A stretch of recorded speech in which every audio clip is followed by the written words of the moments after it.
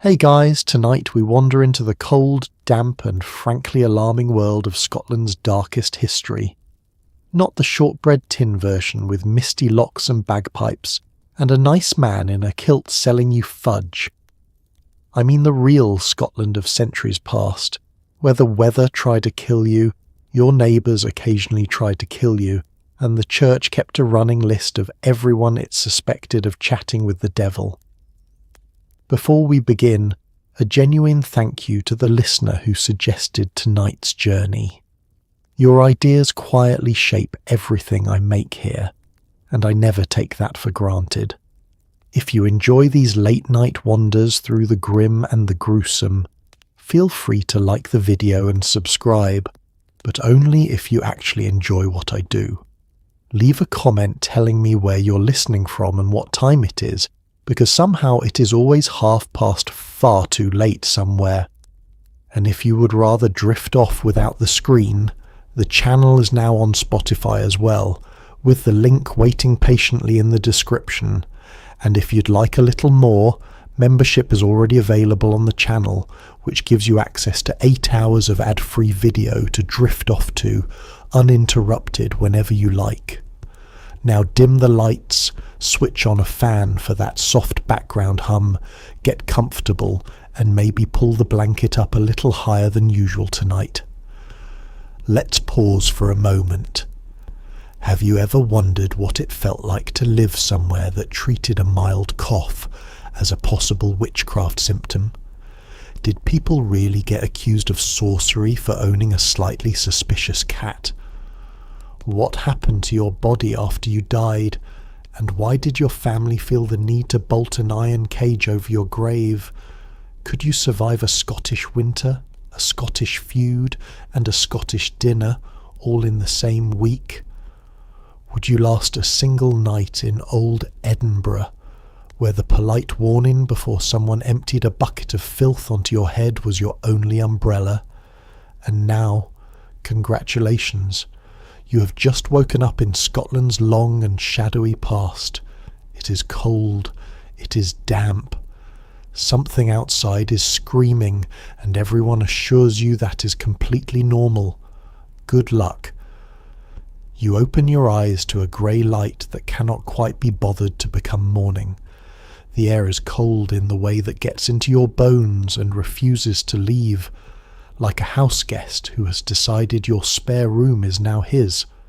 Somewhere outside, a dog is barking, a sheep is complaining, and a man is shouting about something you sincerely hope is not you. Welcome to Scotland, some long ago century where the exact year matters far less than the fact that almost everything here would like a turn at ending your life. The scenery is genuinely beautiful, all rolling hills and silver water, which is nature's way of distracting you while the cold, the church, the clans, and the occasional cannibal legend line up politely to take their shot. Let's begin where all bad days begin, with simply being awake. You lie still for a moment and take inventory. Your back aches from a mattress that is essentially a sack of dried plants with ambitions. Your feet are cold. Your nose is cold. A part of your ear you did not previously know existed is also cold, and it would like a word.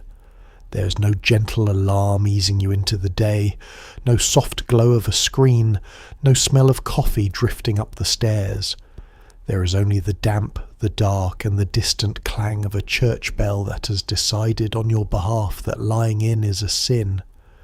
Getting up is its own small tragedy.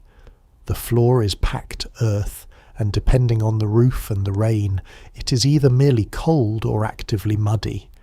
Your breath hangs in the air in front of you like a tiny ghost of the warmth you no longer possess. You reach for your clothing, which is the same clothing you wore yesterday and the day before, and for a stretch of time you have wisely stopped counting. It has not been washed. It has developed opinions. Now you might be tempted to think, at least the day can only improve from here. This is a charming thought and completely wrong. Because out there, past your door, waits a world with a remarkable number of ways to shorten your life. The weather is not a mood, but a weapon. The food is a gamble with occasionally fatal stakes. Your neighbours are watching you with the keen attention of people who have very little else to do. The church has plans for your soul and firm views on your behaviour. And somewhere in the hills, a feud you did not start is patiently waiting to involve you. Life here is short. If you make it past 40, people will start treating you like a wise elder, which is a polite way of saying they are quietly surprised you are still here. Children die young, adults die young. The very old are rare enough to be minor local celebrities. You're not expected to thrive so much as to endure one grey morning at a time until eventually a grey morning comes when you simply do not wake up at all. But you did wake up today, and that counts for something. So you pull your damp clothes a little tighter, you square your shoulders against the cold, and you step out to meet whatever fresh misery Scotland has prepared. And the very first thing waiting for you, before the church, before the neighbours, before the feuds, is the sky itself. Because here, even the weather has taken your survival personally. Let's talk about the weather, because in Scotland the weather is not a backdrop. It is a character, and it does not like you. You might get 4 seasons before lunch, and at least 3 of them will be some variety of wet. The rain does not fall so much as arrive sideways, sponsored by a wind that seems to have taken your existence as a personal insult. There is no waterproofing worthy of the name, just wool that soaks through and then clings to you like a guilt you cannot shake. In summer the midges arrive, tiny winged specks that bite in their thousands and turn a peaceful evening into a frantic slapping dance. And in winter the cold settles in for a long stay, quietly counting how many of your toes it intends to keep. You do not dress for the weather here. You dress for survival, and you still lose. Consider the rain, which is less an event than a personality trait of the entire country. It can drizzle, it can pour, it can hang in the air as a fine mist that somehow soaks you more thoroughly than an honest downpour ever could. You will spend your life slightly damp. Your clothes will be slightly damp. Your bedding, your walls, and your very soul will be faintly, permanently moist. Mould is not a household problem here. Mould is a housemate, and it does not pay rent. The wind deserves its own long list of complaints. On the coasts and in the open glens it comes howling in off the sea with nothing to slow it down, rattling your thatch, finding every gap in your walls, and reaching in to touch you personally while you sleep. It is the kind of wind that leans on you as you walk, so that a simple trip to fetch water becomes a wrestling match with an invisible hand that is determined to push you back home. Then there is winter, which arrives early, stays late, and takes hostages. There is no central heating, no warm coat bought off a shelf, no heated car waiting in a driveway. There is a peat fire and a prayer. Frostbite is not a rare medical emergency, but a seasonal inconvenience, a thing that happens to fingers and toes and the tips of ears, blackening them quietly while their owner insists everything is fine. Snow can seal you into your home for days and bury livestock where they stand. And do not be fooled by summer, that brief, shy season that turns up for a long weekend and then leaves. Yes, the days stretch out long and golden in the north, so long that darkness barely bothers to arrive. But summer brings its own tiny cavalry, the midge, a biting insect so small you can barely see it, and so numerous that it moves in clouds. Step outside on a still, damp evening, and you will be swarmed, bitten across every patch of exposed skin, driven half mad by an enemy you cannot swat fast enough. Modern hikers carry special nets for this. You have your 2 hands and your rapidly dwindling patience. The cruel joke of it all is that the land the weather torments is genuinely breathtakingly beautiful. The hills glow purple with heather. The lochs lie still as polished glass. The light, when it finally breaks through, is the kind poets weep over.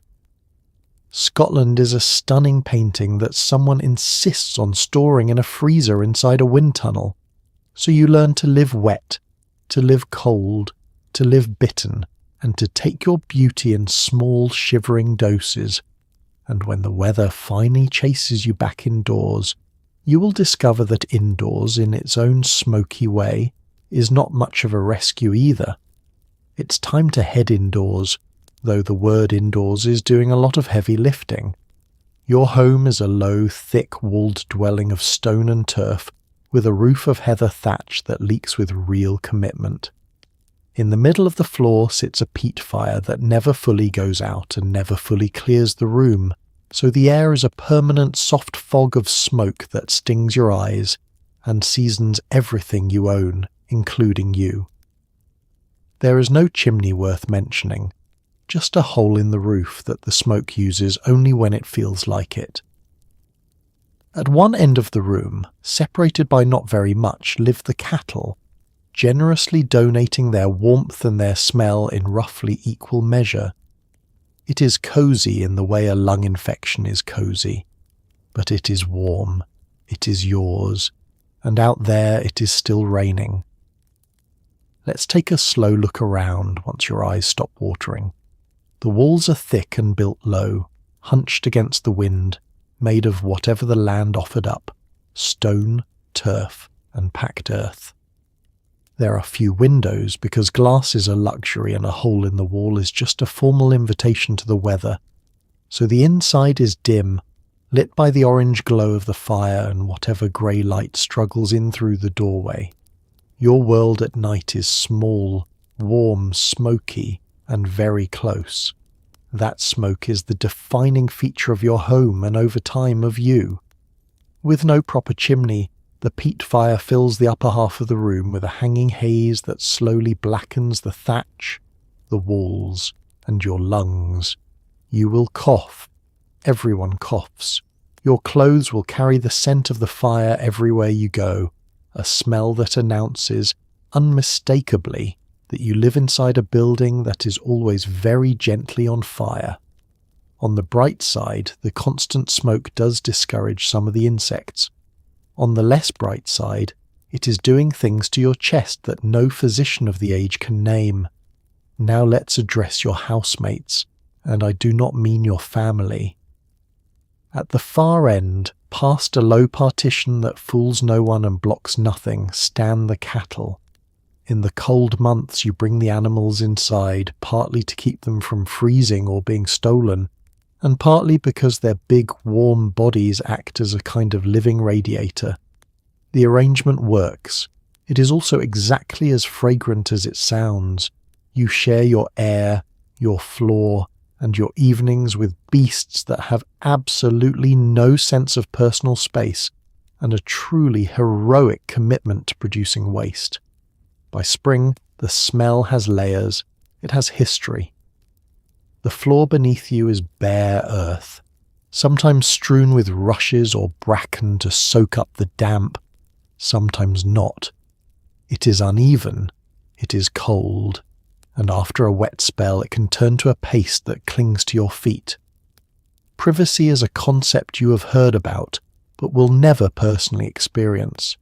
The whole family sleeps in the one room together, along with the animals, the smoke, and the various small creatures that have decided your thatch is a lovely place to raise a family of their own.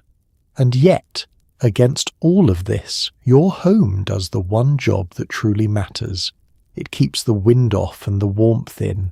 It is a stubborn little fortress of survival, dark and smoky and shared with a cow, but standing squarely between you and a Scottish knight that would happily finish you off. It is not comfortable. It was never trying to be. It is simply the difference between morning and never. Speaking of which, having survived the night, you are now hungry. Which brings us to the grim little ritual that passes for a meal. You are hungry, which is a problem, because dinner is oats. Breakfast was also oats. Lunch, in a daring twist, was oats. The Scottish diet of the poor runs on oatmeal with the relentless dedication of a machine that only knows one recipe: boiled into porridge, patted into cakes, or stretched into a thin gruel that fills your stomach without ever quite satisfying it. If the year has been kind, there might be kale, some barley, a little cheese, and on a truly golden day, a herring bold enough to have swum too close to shore. Meat is a rumour you hear about at other people's tables. You wash it all down with ale, because the water will do far worse to you than boredom ever could. It is not a diet designed for joy. It is a diet designed to keep you upright until the next batch of oats. Let's begin with the oat itself, the humble grain that props up an entire nation.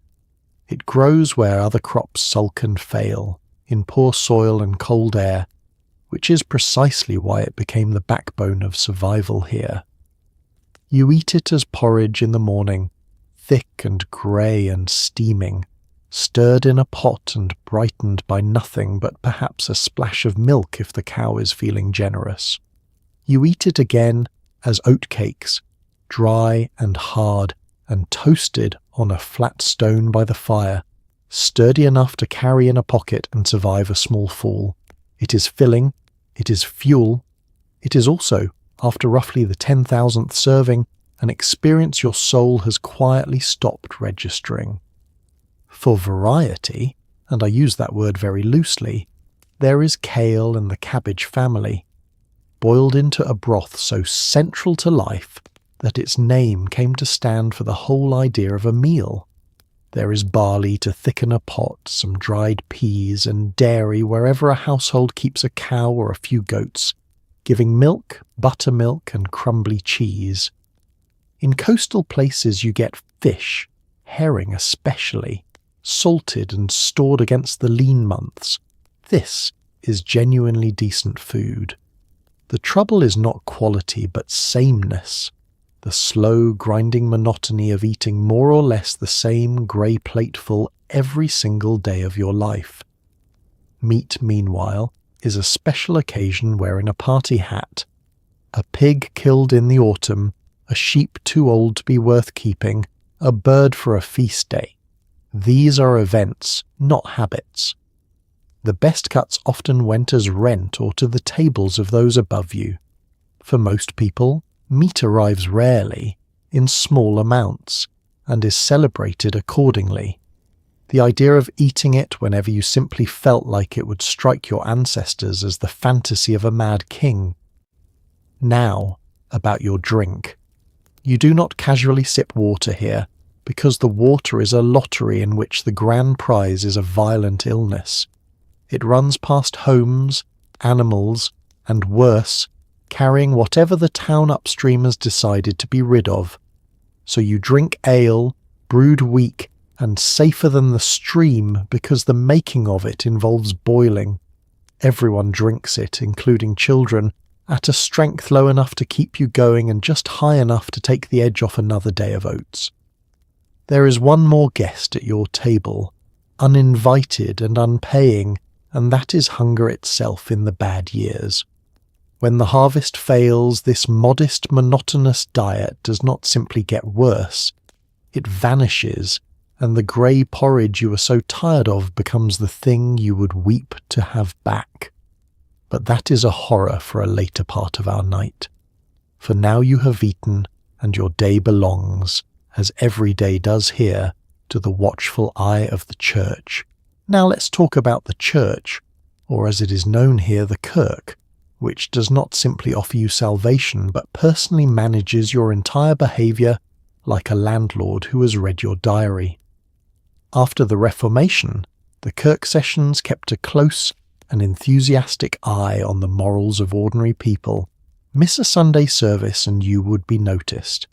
Dance a little too freely, gossip a little too loudly, or be caught in any romance the elders had not personally approved, and you might find yourself on the stool of repentance at the front of the congregation, wearing sackcloth while the whole parish studied you with great interest. Your neighbours were not just neighbours, they were witnesses, and they took the role seriously. Privacy did not exist. Sin was a community project, and everyone wanted to help with yours. Let's meet the machinery of all this watching.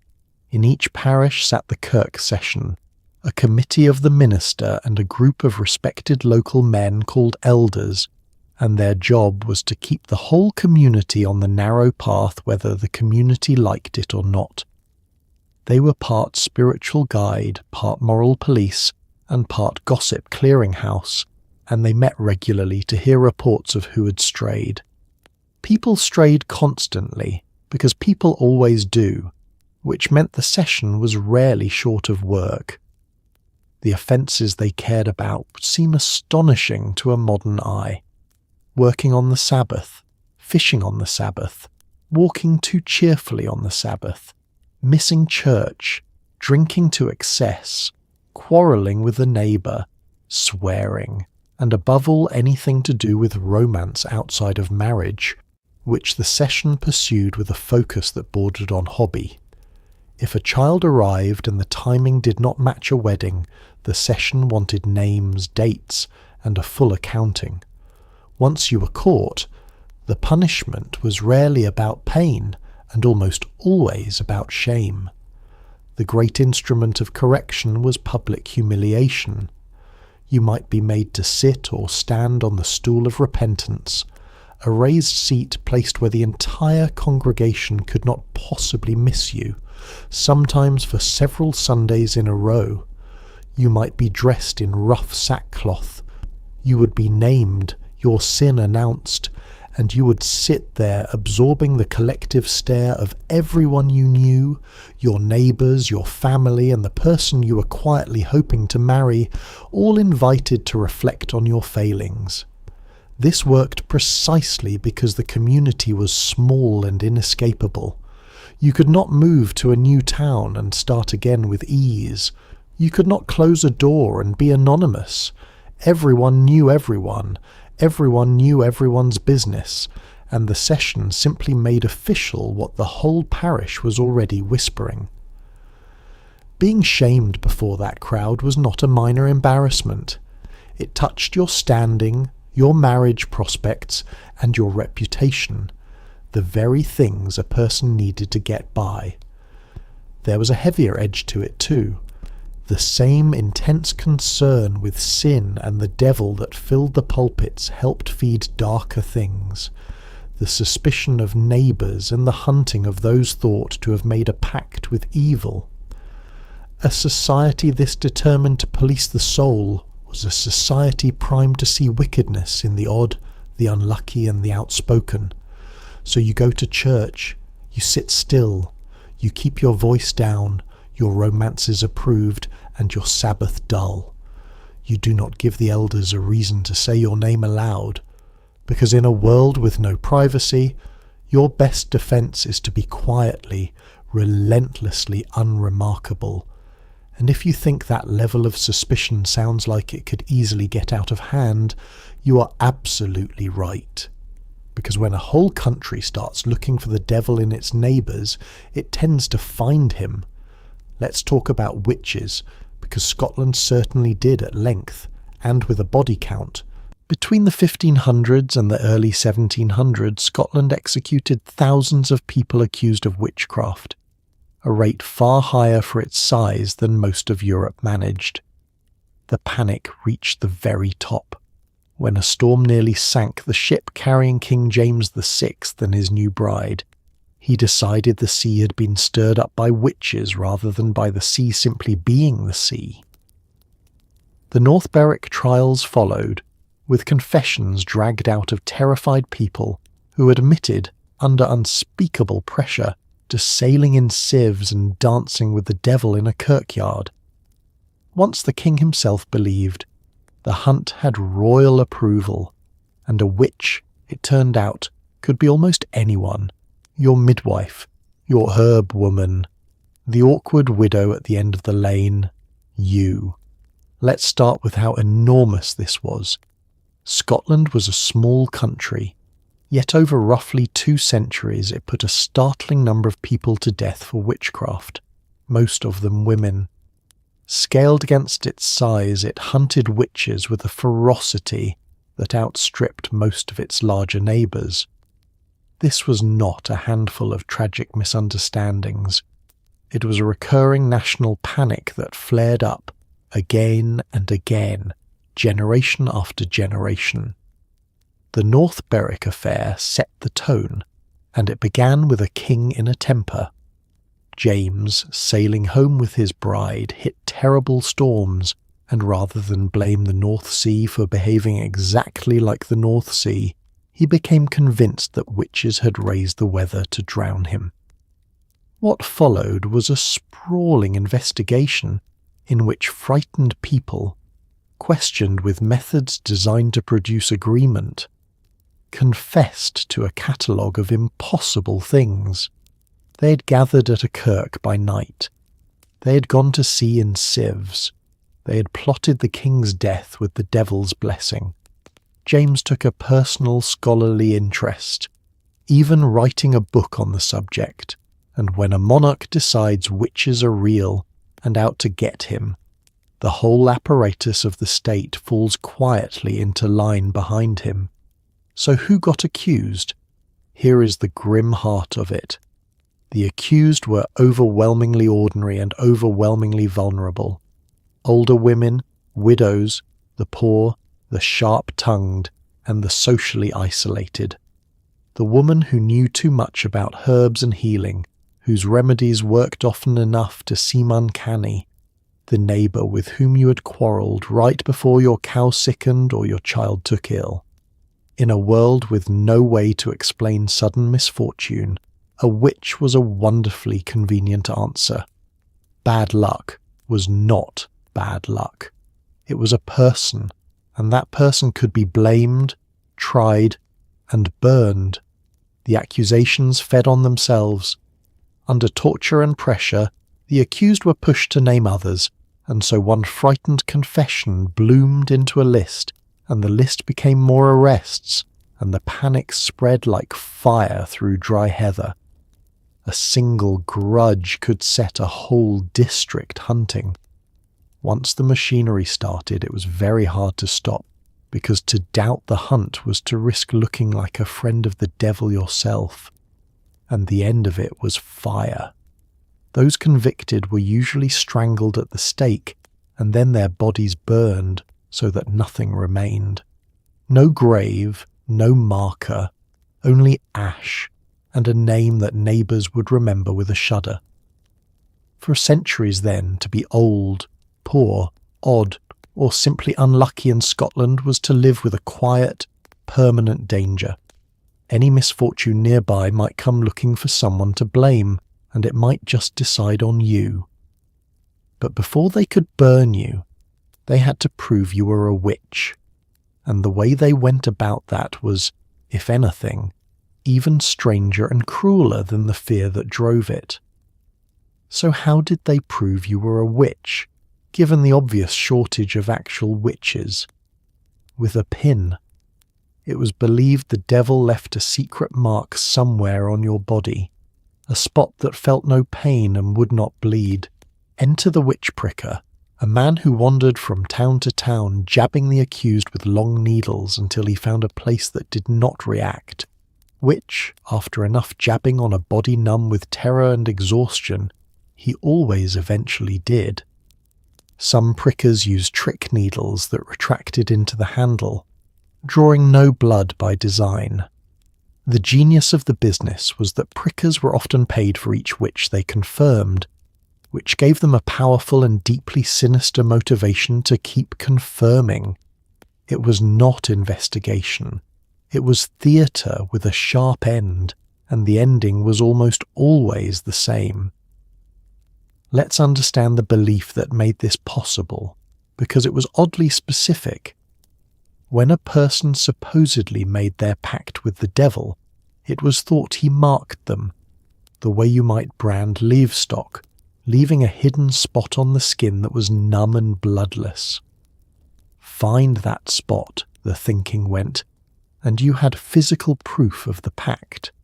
It was a tidy, terrible idea, and it turned the human body itself into a piece of evidence to be searched. The searching was a humiliation layered on top of a torture. The accused, very often a woman, would be stripped, shaved, and examined all over while strangers hunted for anything that might serve as the mark. A mole, a scar, a birthmark, a callus, any of the countless ordinary blemishes that every human body carries. Then came the pin, driven into the suspected spot to test whether it truly felt pain and bled.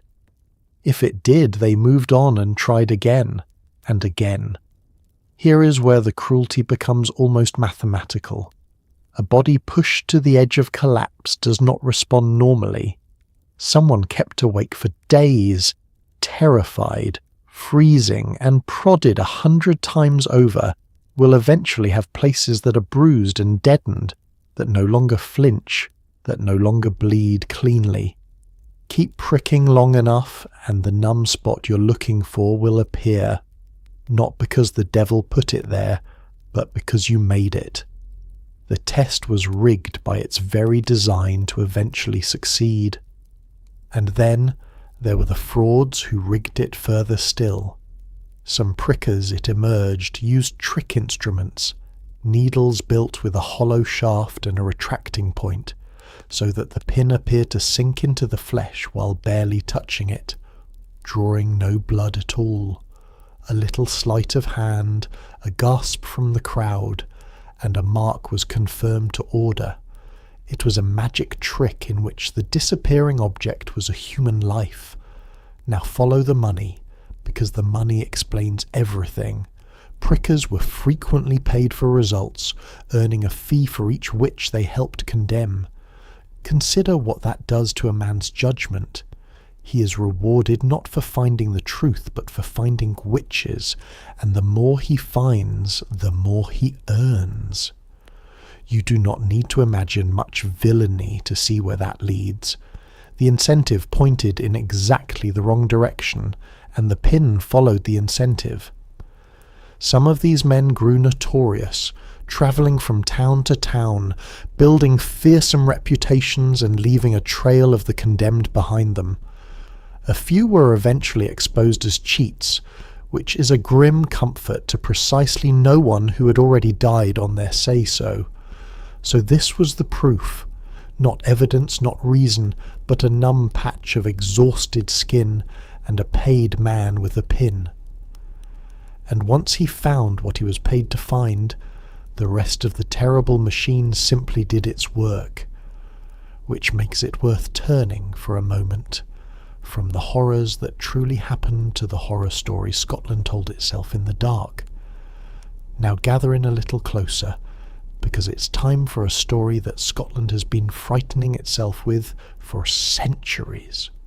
The legend of Sawney Bean tells of a man who took his wife to live in a deep sea cave on the Galloway coast, where over many years they raised an enormous family in the dark. The family did not farm and did not trade. Instead, so the tale goes, they ambushed travellers on the lonely roads, robbed them, and then ate them, drying and pickling the leftovers in the depths of their cave.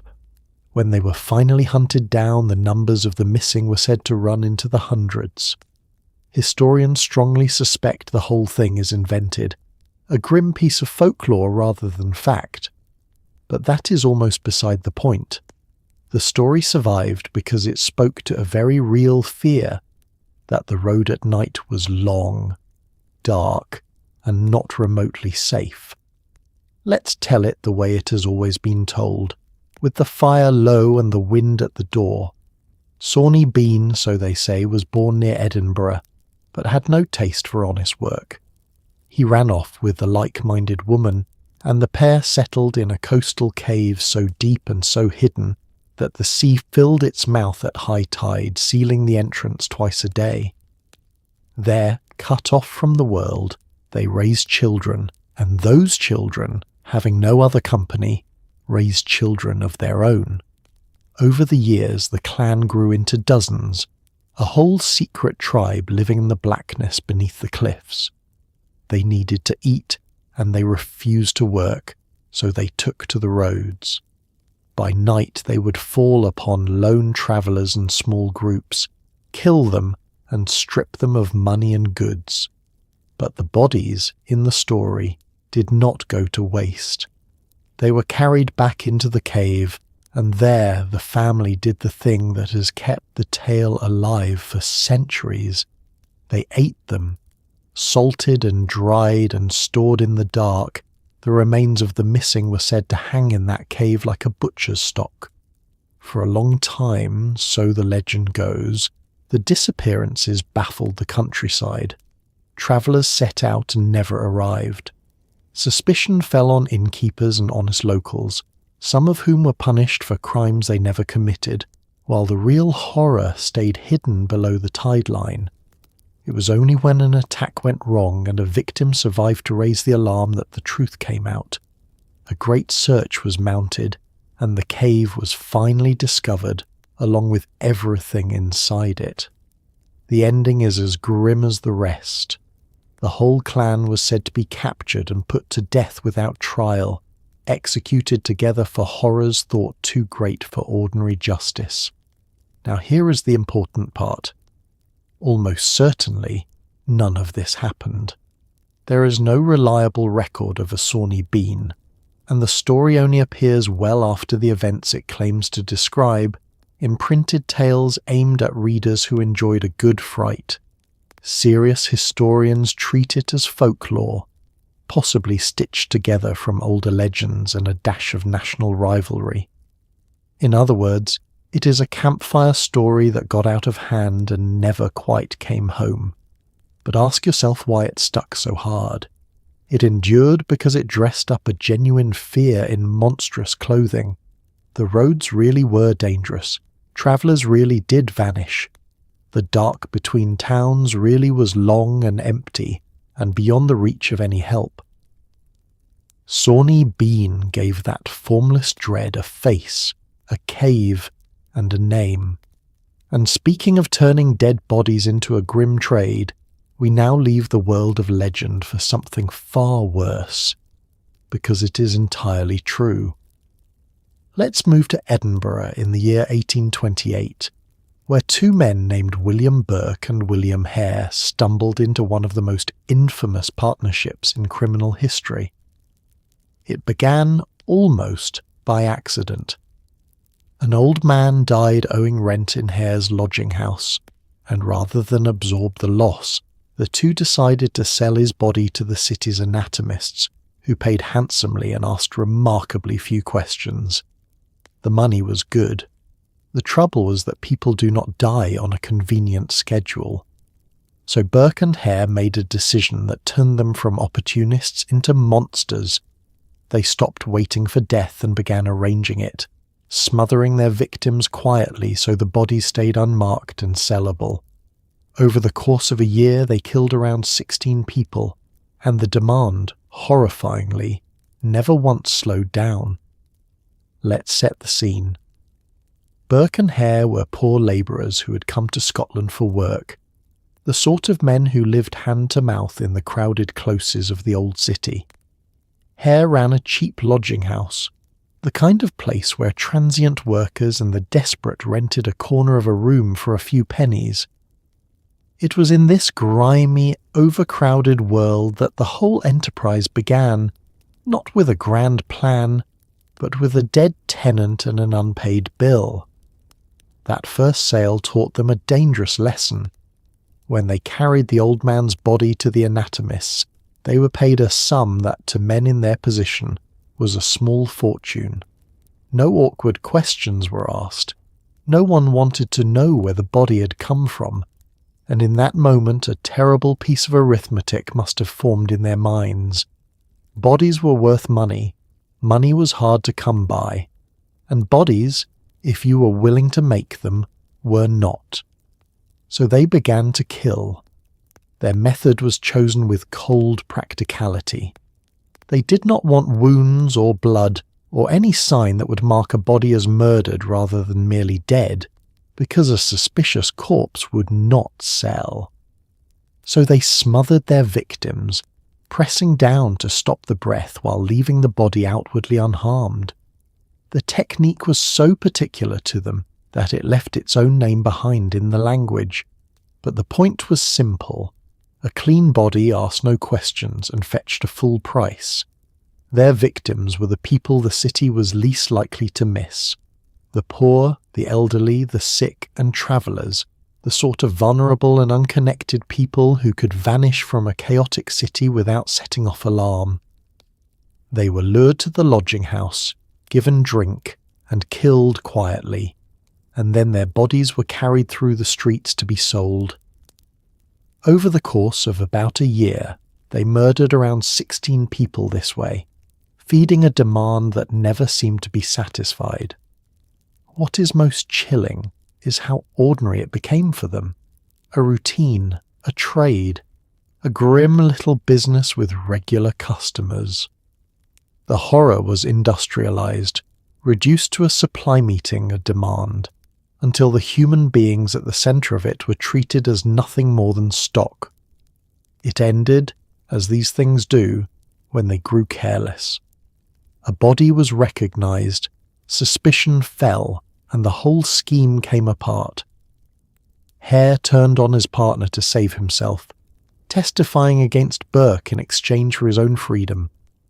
Burke was hanged before an enormous crowd, and then, in a piece of justice too neat to invent, his own body was publicly dissected, the very fate he had sold so many others into. But Burke and Hare did not create their market, they only served it. To understand how a city came to quietly pay for fresh corpses in the dead of night, we have to look at the respectable men who were buying. To understand why anyone would buy a body in the dead of night, you have to understand the desperate hunger of the medical schools. Edinburgh was one of the great centres of anatomy in the world, and its students needed corpses to learn on, more corpses than the law could ever legally supply. The only bodies permitted for dissection were those of executed criminals, and there were nowhere near enough hangings to go round. So a quiet market grew in the gap between what was needed and what was legal. Anatomists like Dr. Robert Knox bought bodies from suppliers and were careful, so very careful, not to ask where they came from. Knox was never convicted of anything. But the fresh, unblemished condition of the bodies Burke and Hare delivered should have told him a great deal, and many believe it did. Let's give the medical schools their due first, because the demand was not born of cruelty. This was a golden age of anatomy, when the careful study of the human body was transforming medicine, and Edinburgh stood near the very heart of it. Students came from across the world to learn, and to learn properly they needed to dissect real human bodies, again and again with their own hands. A surgeon who had only read about the body in books was a danger to every patient he touched. The knowledge was genuinely vital. The problem was where it had to come from. The law was the pinch point. For a long time, the only bodies legally available for dissection were those of criminals condemned to death and handed over for the purpose. A deliberate extra horror piled onto the death sentence. But as medicine advanced and the schools swelled with students, the number of executions could not begin to keep pace. You might have hundreds of eager students and only a trickle of lawful corpses. Demand soared, supply stalled, and into that gap crept the trade. The suppliers came first in the form of the resurrectionists, the grave robbers who crept into churchyards by night to dig up the freshly buried and sell them on. It was ghoulish work, but as long as they took only the body and left the shroud and belongings behind, the law could barely touch them, treating the theft of a corpse as a minor matter. These men were the reason families sat up guarding graves and locked their dead beneath iron, and the anatomists needing bodies bought what these men brought with a careful and deliberate incuriosity about the details. That incuriosity is the moral rot at the centre of the whole affair. The doctors did not dig up graves, and in the case of Burke and Hare they did not smother anyone. But they created the market, paid the money, and then looked studiously away from the obvious.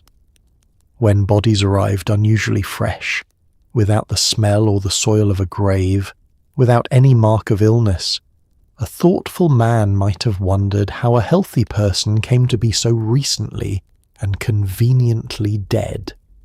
It appears the wondering was set aside in favour of the work. Dr. Robert Knox is the name history remembers here, the anatomist to whom Burke and Hare sold their victims.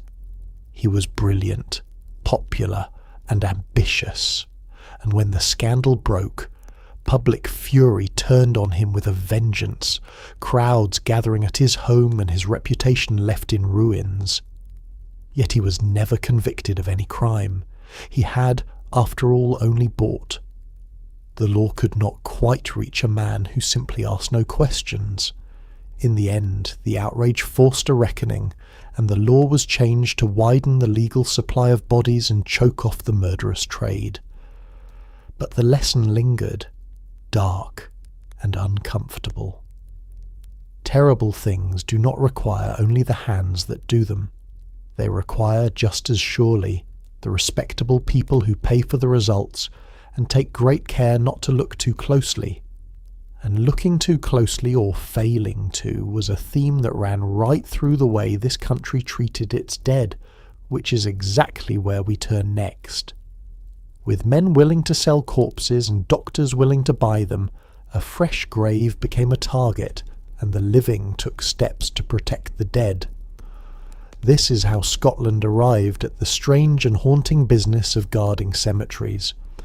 Families who could afford it paid for a mortsafe, a heavy iron cage lowered over the coffin and left in place until the body had decayed too far to be of any use to a thief. Others built watch houses at the edge of the graveyard, where relatives would sit through cold nights with a lantern and a weapon, keeping vigil over someone they had just buried. Imagine grieving a loved one and then having to stand guard over their grave so that nobody digs them up and sells them.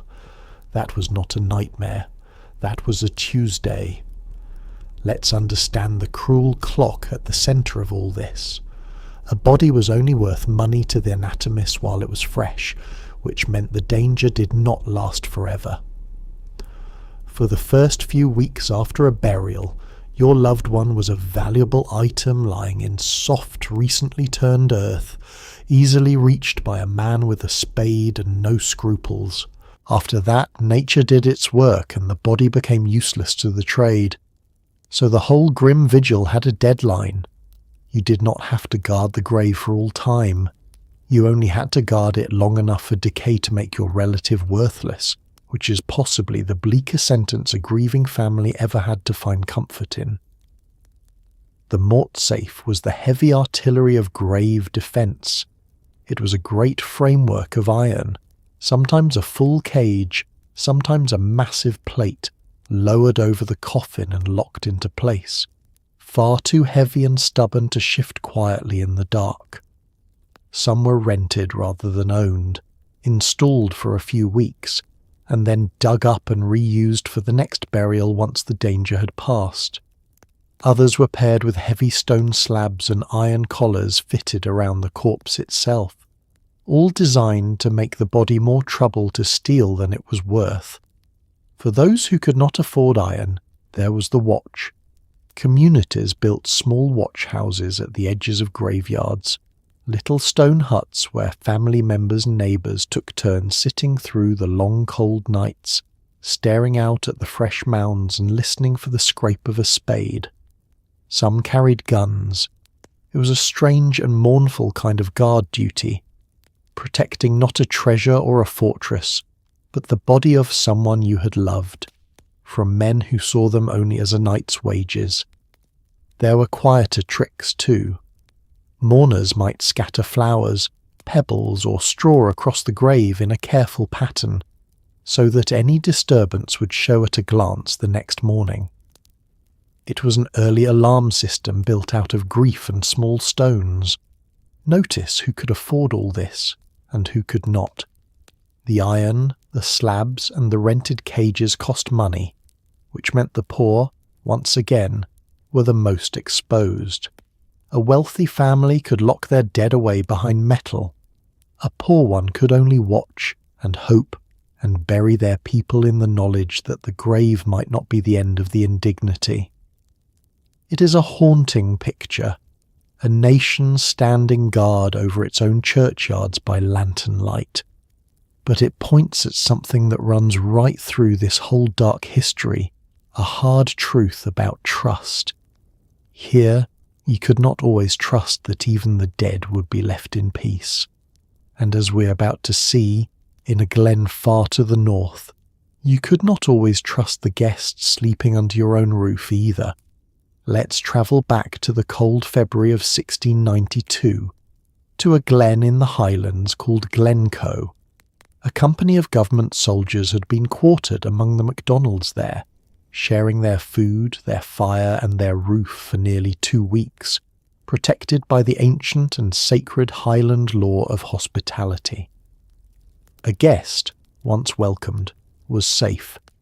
That was the rule, older than any king. And then, in the dark early hours, the soldiers rose and turned on the family that had fed them, killing around 38 people and driving others out into the snow to die of the cold.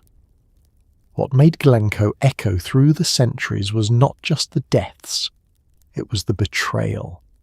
This was murder under trust, and even in a violent age, it was considered a special and unforgivable kind of horror. Let's back up and see how it came to this, because the massacre did not happen in a vacuum.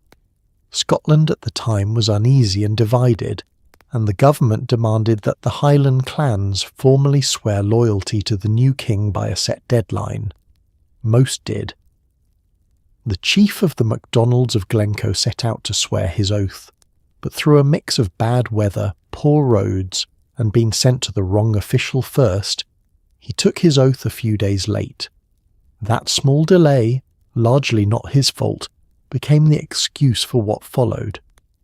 Powerful men in the government decided to make an example of Glencoe. Orders were drawn up, cold and deliberate, to fall upon the MacDonalds and put them to the sword, to spare none under a certain age, and to make sure the thing was done thoroughly. This was not a battle or a raid gone wrong. It was a planned killing, signed off from above, aimed at wiping out a specific family in their own homes. Then came the truly monstrous part, the part that turned a political killing into a lasting stain. The soldiers sent to do it did not storm in as enemies. They arrived as guests. For nearly 2 weeks they lived among the MacDonalds, ate their food, warmed themselves at their fires, and slept under their roofs, all while carrying orders to murder their hosts. The people of Glencoe fed and sheltered the very men who were waiting for the signal to kill them. In the black early hours of a February morning, with snow on the ground, that signal came. The soldiers rose and fell upon the sleeping households. The chief was killed. Men and some women and children were cut down in their homes. Others fled half-dressed into the freezing dark and the mountains, where the cold finished the work the swords had begun. Around 38 were killed outright, and more died of exposure in the snow. Now, by the brutal standards of the age, the number of dead was not extraordinary. Scotland had seen larger slaughters. What made Glencoe different, what made it a byword for treachery that still stings, was the breaking of trust. In Highland culture, hospitality was close to sacred. To take a man's food and shelter and then murder him was a violation of something deeper than any law. It was a betrayal of the unspoken bond that let people survive in a hard and dangerous land. Word of it spread, and even in that hardened century people were appalled. There were inquiries and outrage, and blame was passed around, though the most powerful figures escaped any real punishment. Glencoe teaches the grim lesson at the heart of the clan world. Loyalty and betrayal. There were matters of life and death, and the ties between families could turn, without warning, into weapons. Which brings us neatly to the everyday engine of Highland violence, the long, stubborn, and frequently lethal art of the blood feud.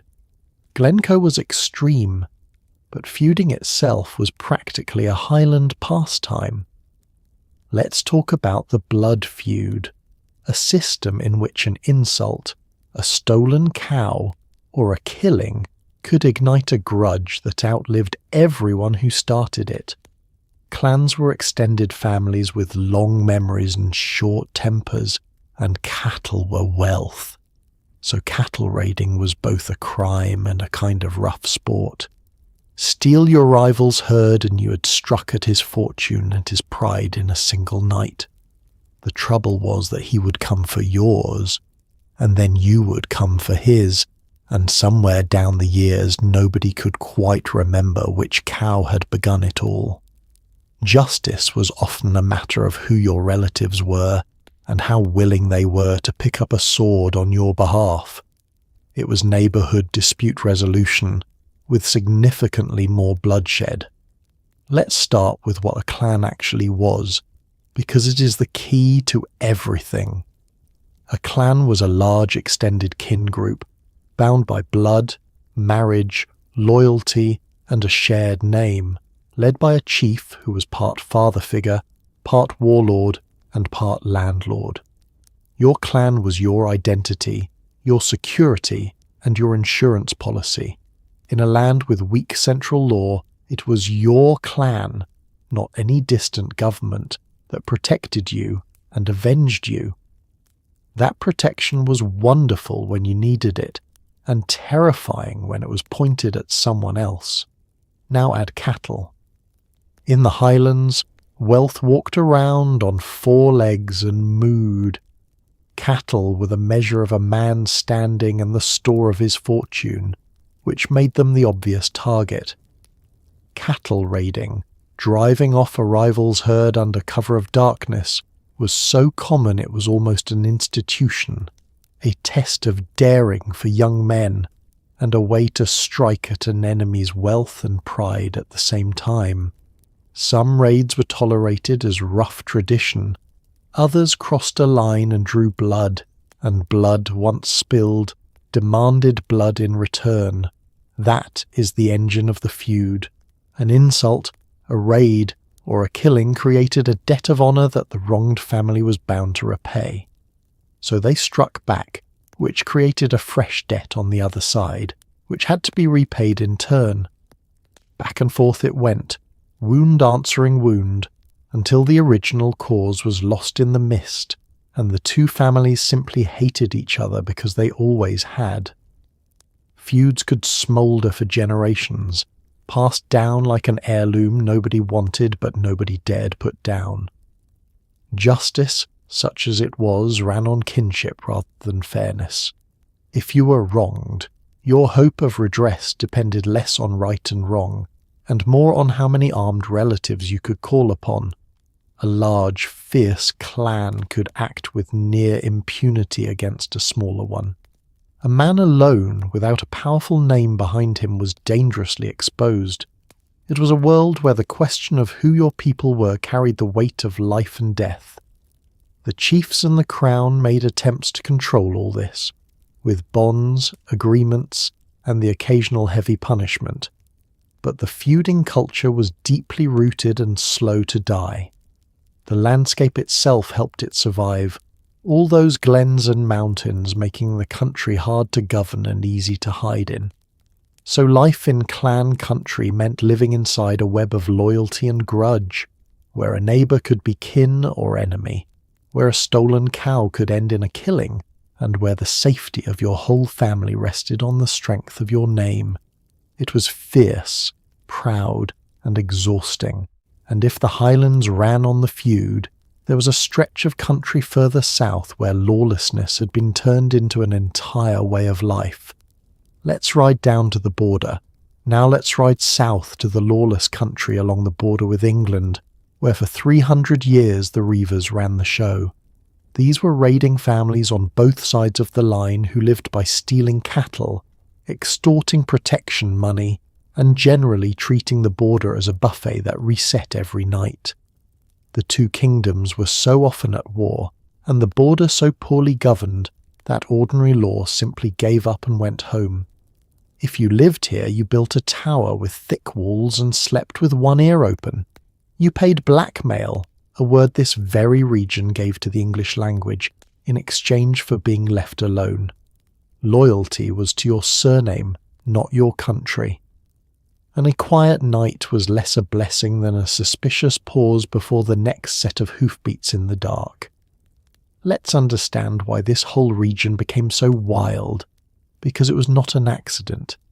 The lands on either side of the border sat in the path of every war between the two kingdoms, and there were many. Armies marched through, burned crops, and moved on, again and again, for centuries. In a place where the harvest might be destroyed by soldiers at any time, planting and building for the future felt like a fool's bet. So people turned to the one form of wealth they could seize, defend, and move quickly, which was livestock, and they turned to taking it from their neighbours. The Reivers were the families who made this way of life their trade. They rode out, usually by night and often in the darker months, to lift cattle and sheep, to rob, and to settle scores. They were superb horsemen, lightly armed, and expert at slipping across a border that conveniently separated them from whichever law might chase them. Steal on one side, dash across to the other, and you were suddenly beyond easy reach. The border was not a barrier to crime, it was a feature of it. Protection money was central to the whole system, and here the language itself remembers them. To be left in peace, farmers often paid off the strong local riders, handing over goods or money so that their homes and herds would be spared. This grim arrangement gave us the word blackmail. Born on this very frontier, a payment made not for a service but for the mercy of being ignored. Life under this constant threat shaped even the buildings. People built strong stone towers and fortified farmhouses with thick walls and few low windows, places where a family could shelter with their animals when riders were about, barring the door and waiting out the danger. A home here was not just a home. It was a small fortress, because it had to be. Above all, loyalty ran to the surname, not the nation. A Reiver's true allegiance was to his family and his riding companions, and the line on the map meant very little. Families on the Scottish side raided the Scottish side. Families on the English side raided the English. Kinship, not kingdom, decided who you rode with and who you robbed.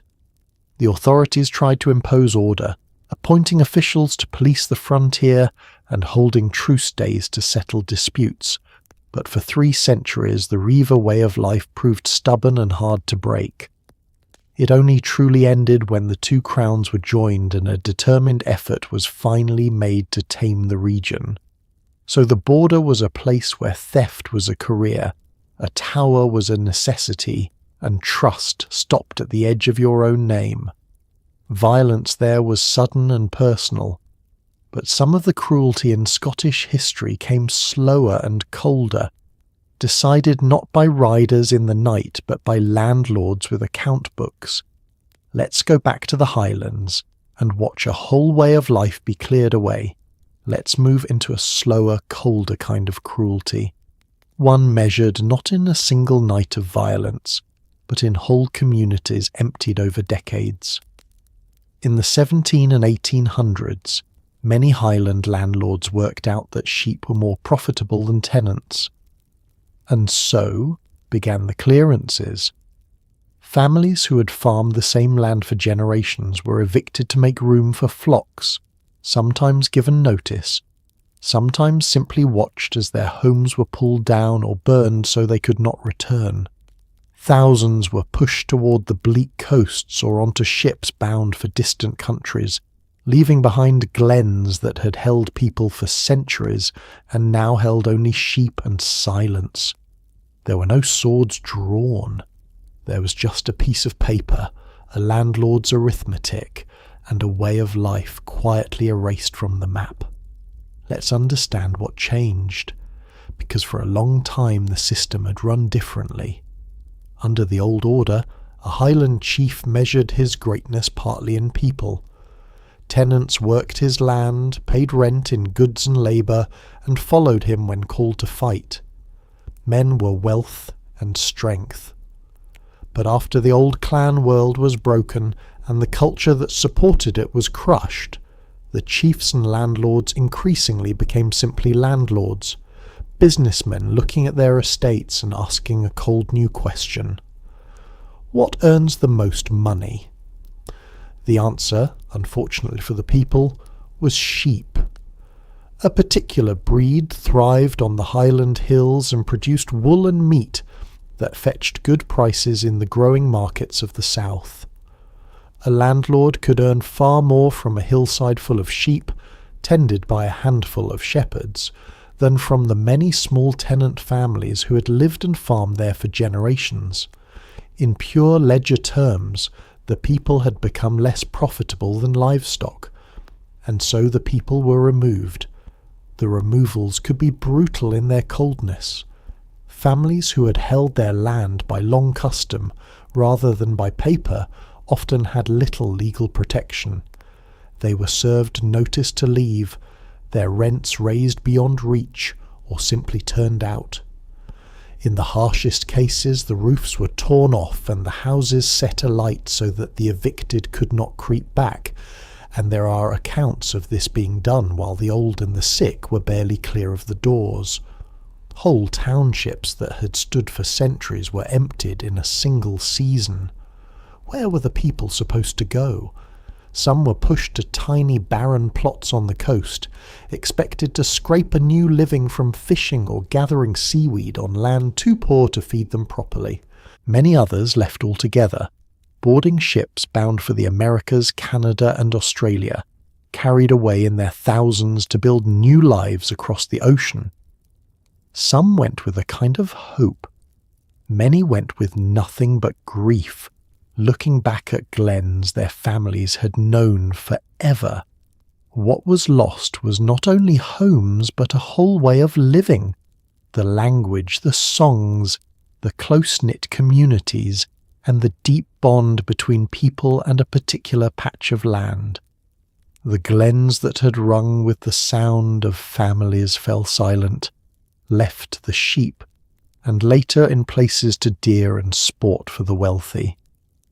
Travel through parts of the Highlands today, and you will find green mounds and tumbled stones where villages once stood, quiet reminders of the people who were cleared away.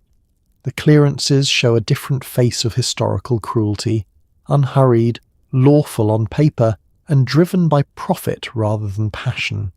No battle, no massacre, just an economic decision and the slow emptying of a country. But whether cruelty came fast or slow, the ordinary people of Scotland faced an older enemy that needed no landlord and no raider at all. Sometimes the land itself simply stopped feeding them. Let's talk about famine. Let's talk about hunger, the slow, patient kind that arrives when the weather turns against a country that lives on its crops. In the 1690s, Scotland endured a run of failed harvests so severe they were remembered afterward as the ill years. Cold, wet summers rotted the grain in the fields year after year, and a nation with little in reserve began to starve. In some districts, a startling share of the population died or fled. There were no supermarkets, no relief trucks, no safety net beyond the charity of neighbours who were themselves growing thinner by the week. People ate seed corn they should have saved for planting, which solved today's hunger by quietly guaranteeing tomorrow's. Famine did not roar. It crept in through an empty field and a grey sky, and it stayed far too long. Let's understand how fragile the whole system was, because that fragility is the real villain here. Most people lived close to the edge in the best of times, growing just about enough to feed themselves and pay their rent, with little to spare. There was no great store of food held back for emergencies, no efficient way to move grain quickly from a region with plenty to a region with none. A single bad harvest was a hardship. Several bad harvests in a row was a catastrophe, and that is exactly what the 1690s delivered. The cause was the weather, cruel and relentless. Summers turned cold and wet, and the grain that Scotland depended on could not ripen properly. It rotted in the fields or came in thin and poor, year after miserable year. This was part of a wider stretch of harsh, cold weather across much of the world, but that was no comfort to a family watching their only crop fail again as the rain fell. As the food ran out, the suffering spread in stages. First people ate less, then they ate worse, turning to anything that might fill a stomach. They ate the seed grain meant for the next year's planting, a desperate act that fed them now and doomed the coming season, deepening the crisis with every mouthful. They killed animals they could no longer feed. They wandered in search of food and work, and the roads filled with the hungry moving from place to place, begging where they could. Then came death, arriving as it usually does in famines, not only through outright starvation, but through the diseases that prey on weakened bodies. Hunger thins people out and lowers their defences, and sickness sweeps through the malnourished with terrible ease. In some parts of the country, a shocking portion of the people died or fled, and certain districts were left noticeably emptier for years afterward.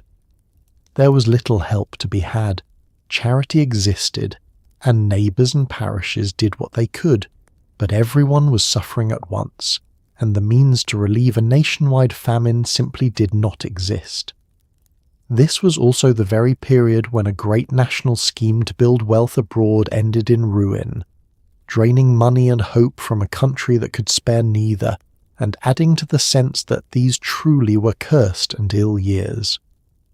What makes famine so haunting is its quietness. There is no dramatic villain to blame, no single terrible night.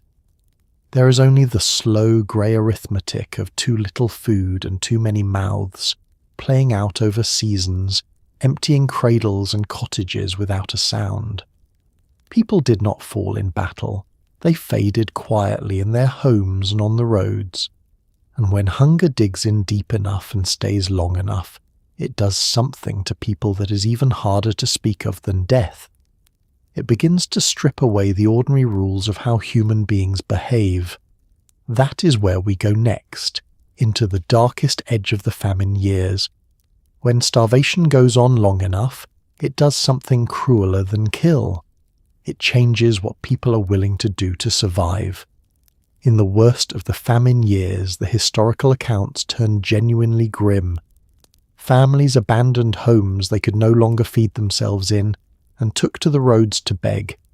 Some ate boiled nettles, shellfish scraped from rocks, and eventually things that are never meant to be food at all.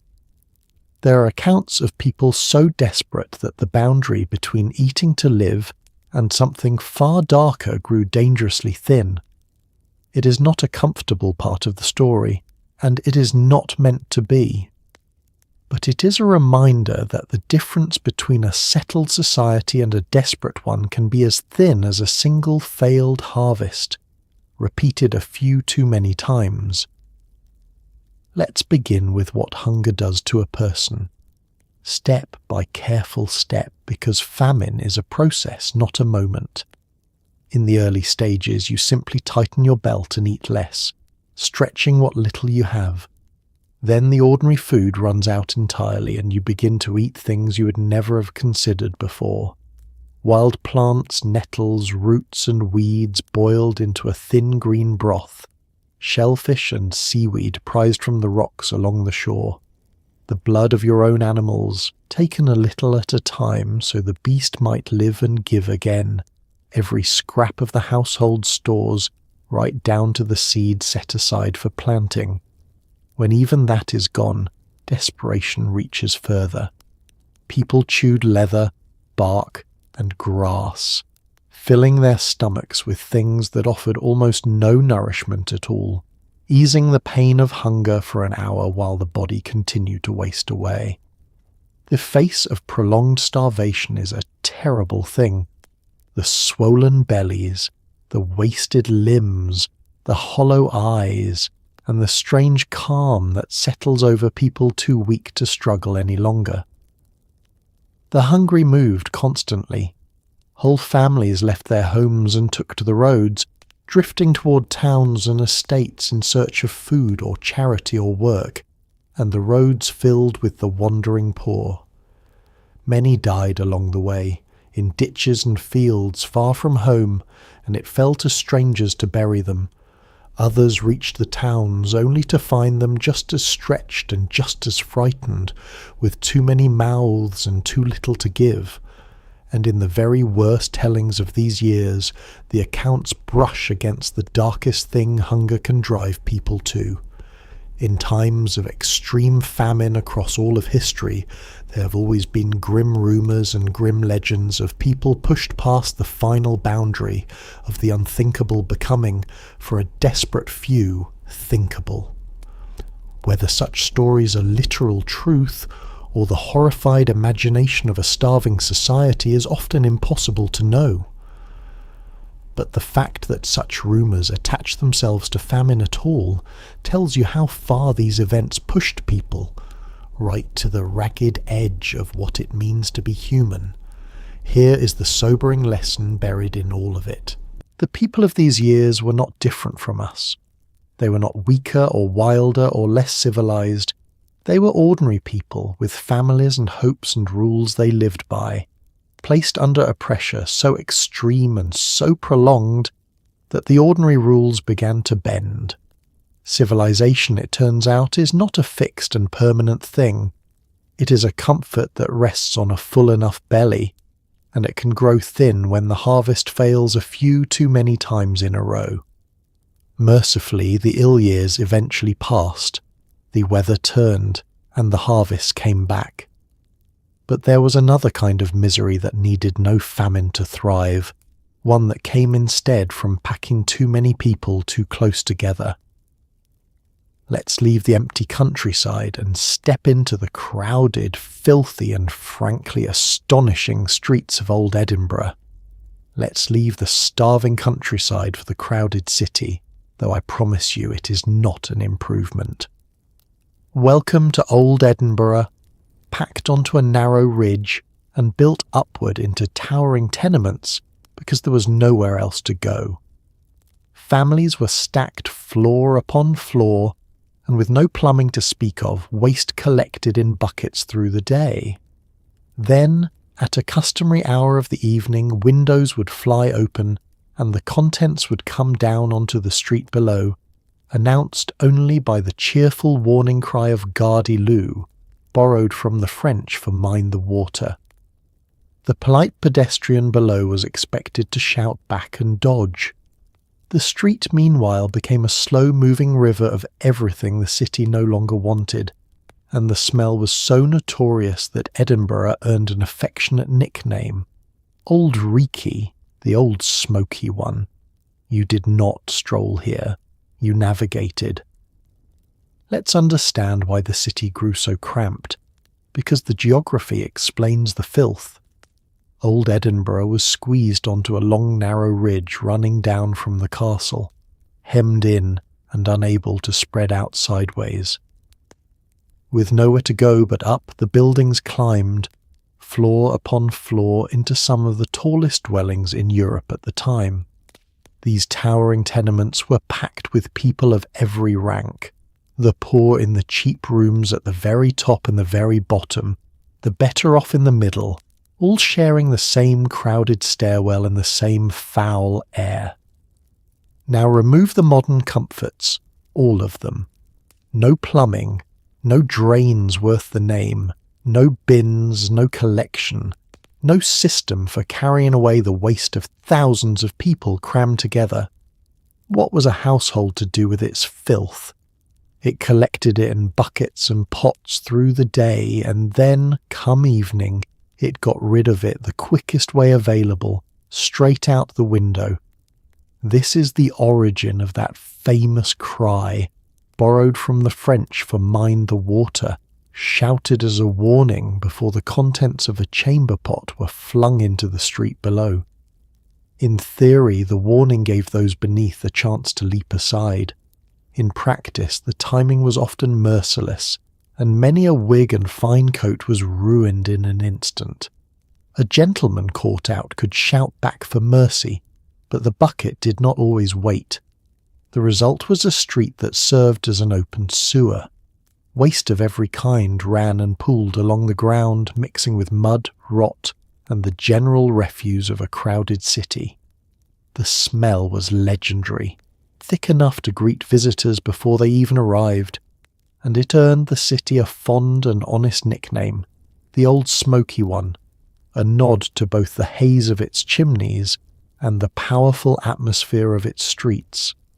People even spoke with grim humour of the flowers of the city, meaning the very opposite of flowers. All this filth was not merely unpleasant, it was deadly. Waste in the streets and water fouled by it were a perfect breeding ground for disease, and the packed tenements let sickness leap from person to person with terrible ease. When epidemics came, and they came often, the crowded, filthy conditions turned the city into a tinderbox for contagion. To walk here was a skill. You kept to the drier ground, you watched the windows above, you listened for the cry, and you accepted that you would never quite be clean. The city was magnificent and squalid at the same time, a place of learning and law rising directly out of a river of muck. And beneath this teeming city, in the dark closes buried under later building, lie some of its grimmest stories of all. Let's go underground, to a street that legend says was sealed up with its dying still inside. Beneath that towering city lies a darker story, in the narrow closes that were slowly built over as Edinburgh grew on top of itself. The most famous is Mary King's Close, a steep lane of shops and homes that ended up entombed beneath a later building, preserved in the dark like a fly in amber. Legend insists that when plague struck, the authorities sealed the close and left the sick inside to die, walling them up with their suffering. Historians will gently tell you the truth was less theatrical, that people lived there long after any plague and the close was closed for ordinary building reasons. But the legend clings on because it fits the mood of the place. Descend into those cold underground rooms today, and something in you understands exactly why people believe the worst. Let's first picture what a close actually was, because the word is the key to the whole eerie place. In old Edinburgh, a close was a narrow lane or alley running steeply off the main street, lined with tall buildings and packed with homes, shops and workshops.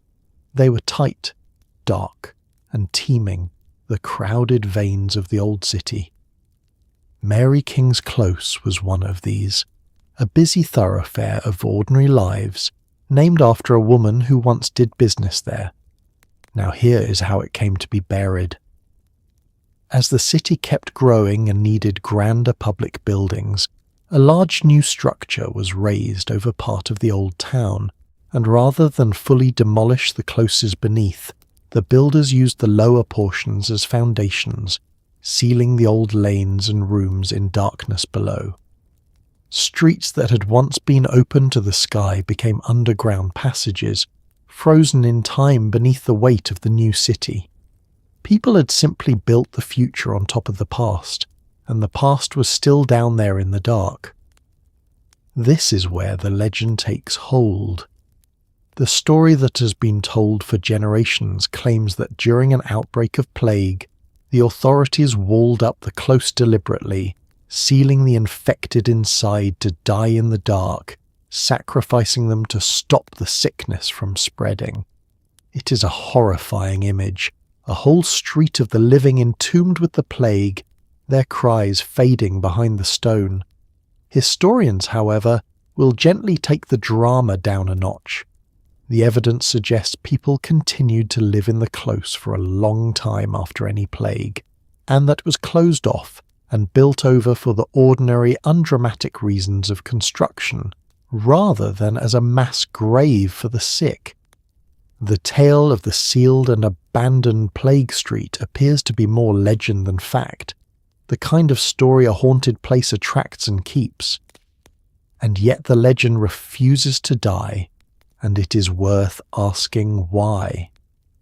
Part of the answer is that plague really did stalk this city, again and again, and really did fill it with fear and mass death. So a story of the sick being sealed away fits all too easily into what people knew of the horror. Another part is the place itself. Descend into those preserved underground rooms, into the cold, the dark and the heavy stillness, and the imagination does the rest. It is exactly the sort of place where you feel that something terrible must have happened, whether it did or not.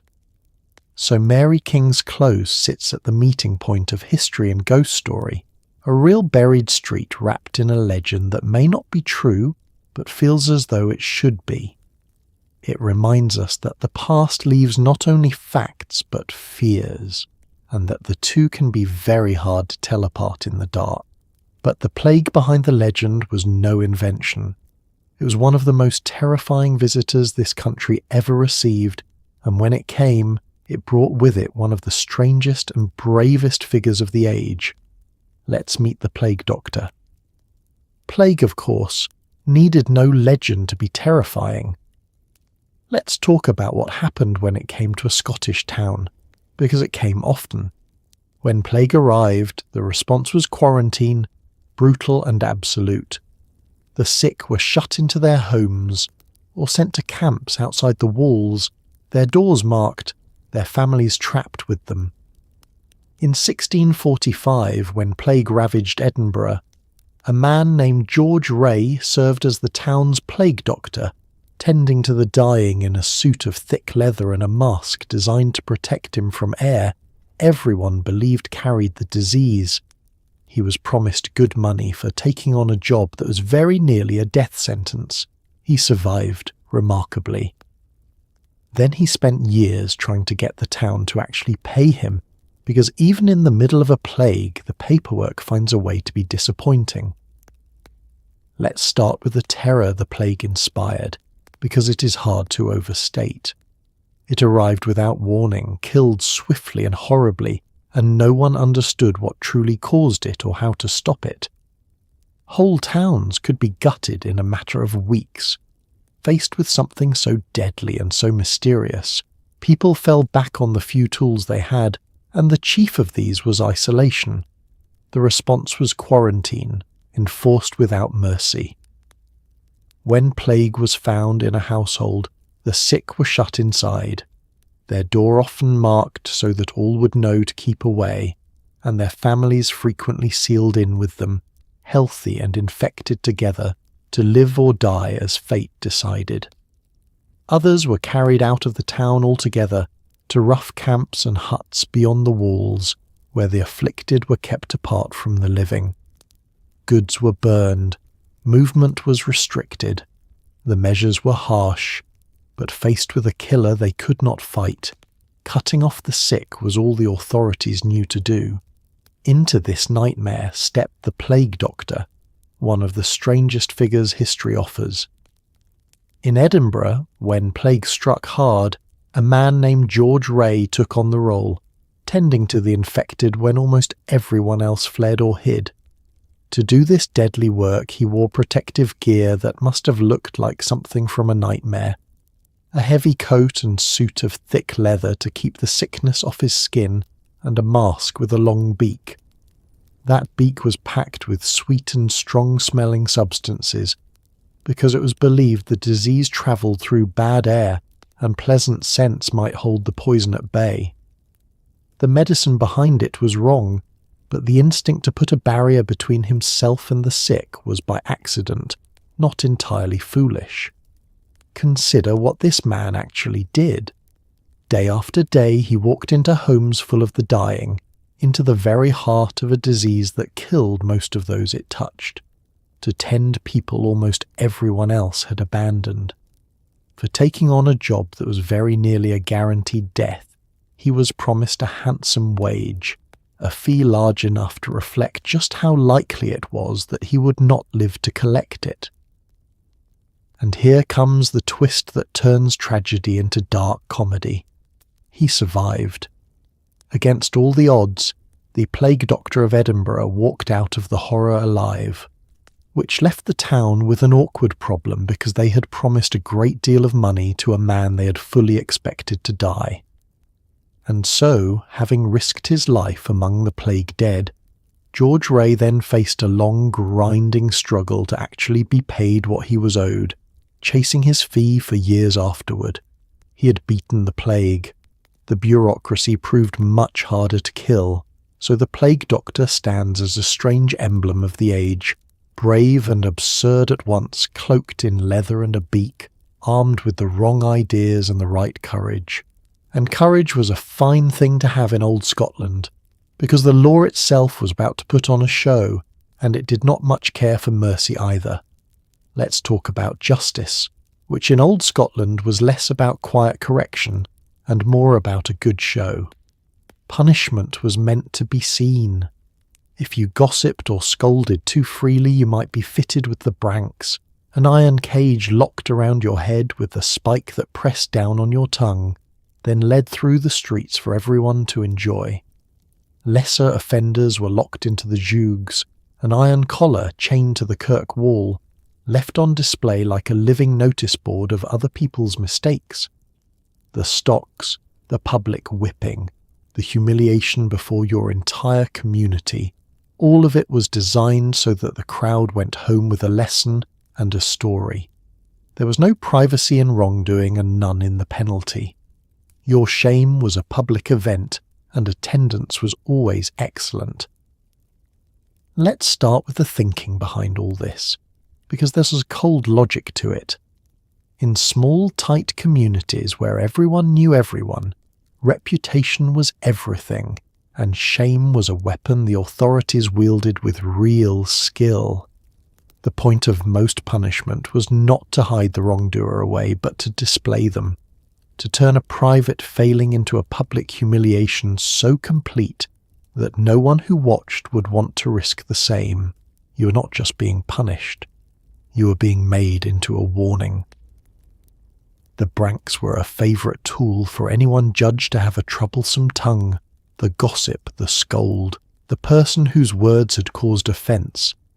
It was a fearsome iron framework locked around the head, often with a flat piece or a small point that pressed down on the tongue itself, making speech painful or impossible. Fitted with this, the offender would be paraded through the streets or fastened up in a public place, silenced and shamed at once, while neighbours looked on. It was correction aimed squarely at the pride, and it stung long after the iron came off. For a whole range of smaller offences there were the jougs, a hinged iron collar fixed by a chain to the wall of the church or the market cross. Locked into it, you stood on show at the busiest spot in the parish, held fast by the neck for all to see as they passed to worship or to trade. There was no hiding your face and no walking away. You simply stood there and absorbed the stares, the muttering, and the occasional unkindness of the crowd. Then there were the stocks and the public whippings, the offender bound in a wooden frame or beaten before an assembled crowd, the punishment carried out in the open precisely so that it could be witnessed. Add to this the church's own rituals of shame, the sackcloth and the stool of repentance, and you begin to see a whole society organised around the idea that the best way to keep people in line was to make examples of them in public. And at the far and terrible end of this spectrum sat execution, the grandest and most attended spectacle of all. A hanging or a beheading drew crowds, sometimes large and almost festive ones, people gathering to watch a life end as a kind of grim public event. The condemned were expected to play their part with composure, and the whole thing was staged as a lesson written in the harshest possible ink. So justice here lived out in the open, loud and deliberate, aimed as much at the watching crowd as at the person being punished. Your worst moment was everyone's entertainment, and for the most serious crimes of all, Scotland did not merely rely on the rope or the axe. It had a machine, and it had it long before another country made the very same idea infamous. Let's meet the maiden. For the serious crimes, Scotland had a machine, and it had it centuries before France made the idea famous.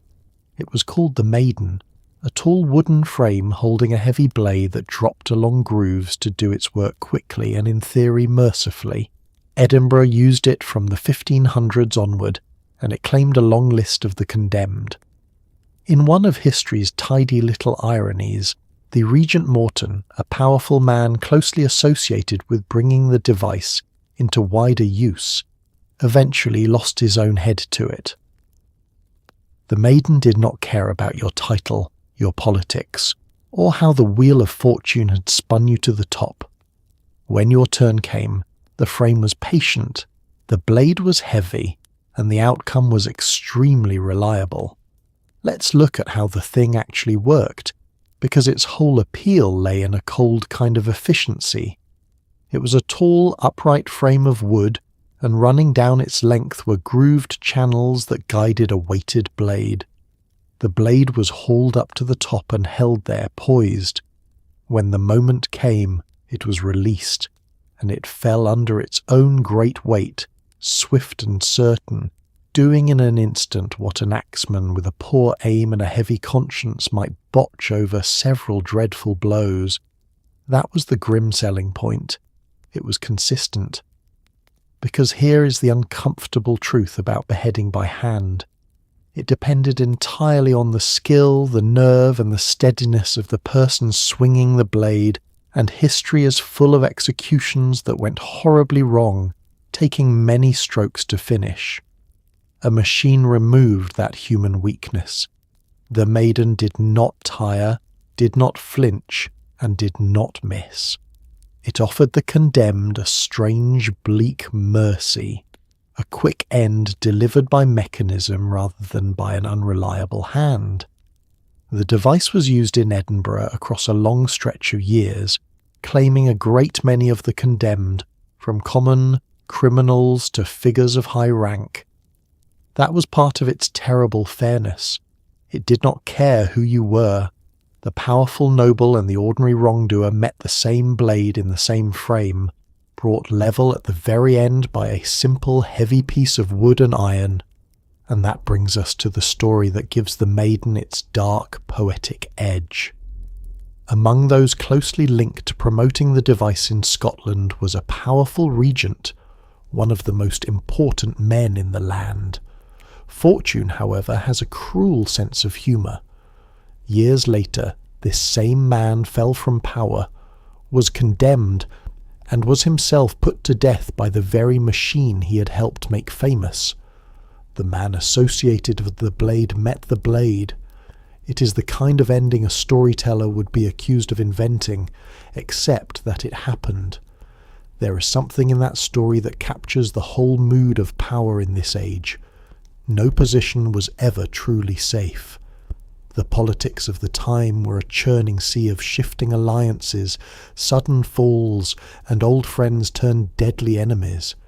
A man could stand at the very height of the kingdom one year and kneel before the blade the next.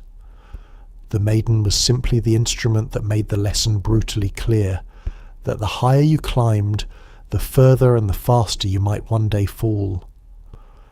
So the maiden stands as a monument to grim efficiency and to the fragility of fortune, a patient wooden frame that treated the mighty and the lowly exactly alike. It asked no questions and made no exceptions. But not every meeting with the executioner ended the way everyone expected. Every so often, the machinery of death made a mistake, and someone walked away from it. Let's meet the most famous survivor of them all, a woman who simply refused to stay dead. Not every execution went to plan, and few went as strangely as the case of Maggie Dixon.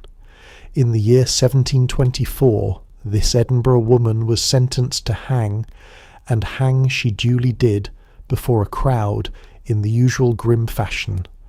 Her body was cut down, placed in a coffin, and carted off for burial. And then, somewhere along the road, the mourners heard a knocking from inside the box. Maggie, against every expectation, had survived. Because the sentence to hang had already been carried out, the law found itself unable to hang her again, and so she was allowed to live. She went on for decades afterward, forever known as Half-Hang-It Maggie, which is either the worst nickname in history or the best, depending entirely on your sense of humour and your relationship with the rope. Let's set out how she came to the gallows in the first place, because it says a great deal about the age. Maggie was an ordinary working woman who fell foul of a harsh law concerning the concealment of a pregnancy that ended in the loss of the child. It was the kind of law that fell hardest on poor women in difficult circumstances, treating misfortune and secrecy as a serious crime.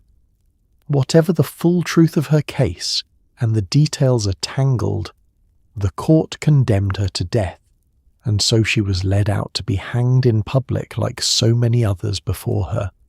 The hanging itself proceeded exactly as such things did. She was brought before the watching crowd, the rope was fitted, and the sentence was carried out. By every measure of the day, Maggie Dixon was executed. She was left to hang, then cut down, declared dead, and her body was placed in a coffin for the journey to burial. As far as anyone present was concerned, the law had done its work and her story was over. But the hangings of the time were cruder than we might imagine, and death by the rope was not always as certain or as quick as it looked.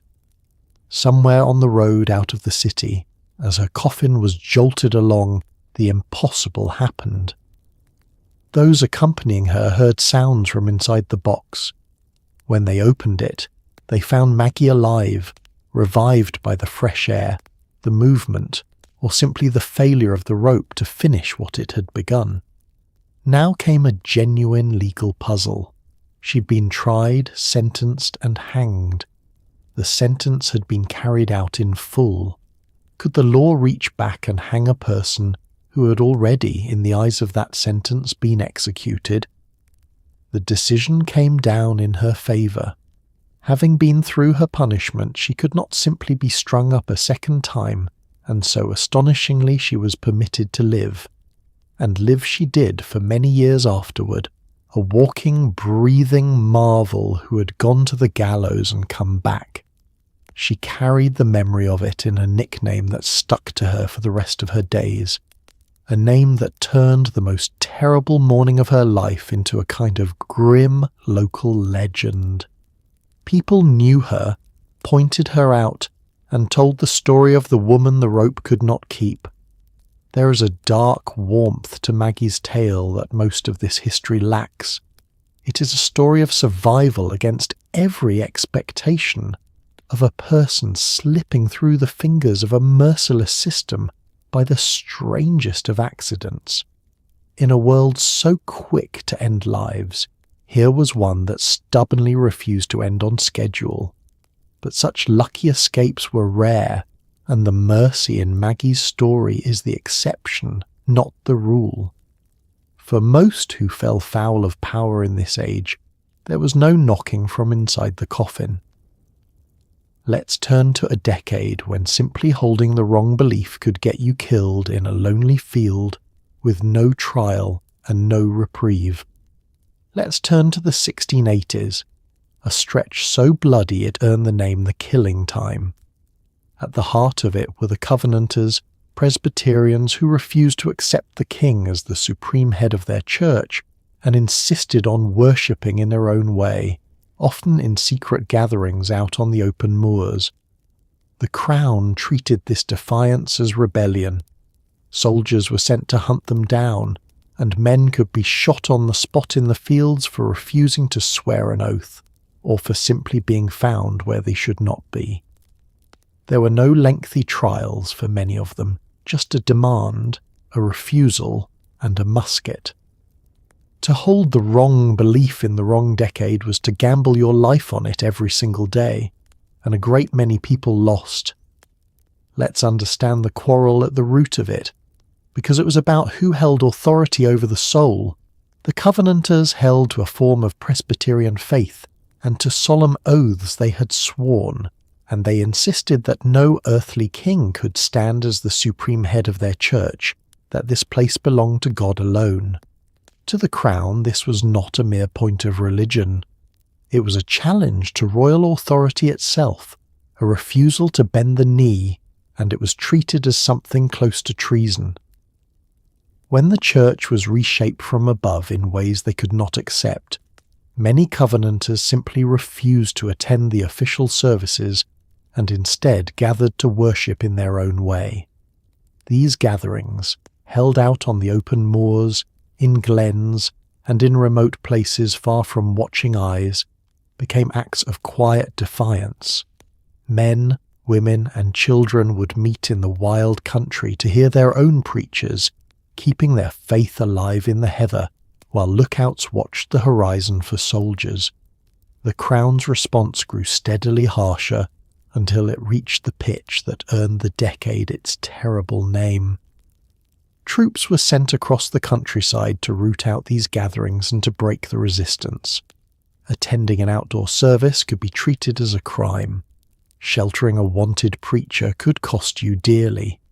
And the authorities began to demand loyalty oaths, tests of allegiance put to ordinary people at the point of a weapon. This is where it turned truly deadly. Soldiers roaming the country could stop a person and put the oath to them on the spot, demanding they swear allegiance in the required terms. To refuse, out of conscience, was to be judged a rebel, and in the worst of it, judgment and sentence came together in an instant, there in the open, with no court, no trial, and no appeal. A demand, a refusal, and a shot. People were killed in fields and on hillsides for the answer they gave to a single question. The victims of these years were remembered long afterward, their stories passed down, their resting places marked out on lonely moors and in country kirkyards. They became, in memory, martyrs, people who had chosen death over the surrender of their conscience. Whatever one makes of the theology that divided them from the Crown, there is something stark and sobering in the picture of ordinary folk dying on a hillside rather than swear words they did not believe. The Killing Time stands as a chilling reminder of what happens when the state decides it can command not just what people do, but what they believe, and will kill to enforce it. Faith in that decade was not a private comfort. It was a daily gamble with your life. And of all the images the Killing Time left behind, one is remembered above the rest for its sheer, deliberate cruelty. It is the story of two women and a rising tide. Let's tell it. The Killing Time gave Scotland one of its most haunting images, remembered as the Wigtown Martyrs. As the story is handed down, two women, one only 18 and the other past 60, refused to accept the king's authority over their faith. Their punishment was chosen with terrible imagination. They were tied to stakes driven into the sands of the Solway Firth, out where the sea comes in, and left there as the tide rose slowly around them. The younger, it is said, was placed further out so the older would drown first, in the hope the sight would break her resolve. It did not. Historians still debate the exact details of what happened that day, but the account was remembered, retold, and carved onto memorials, because a country needs to remember the cost of telling people how to believe.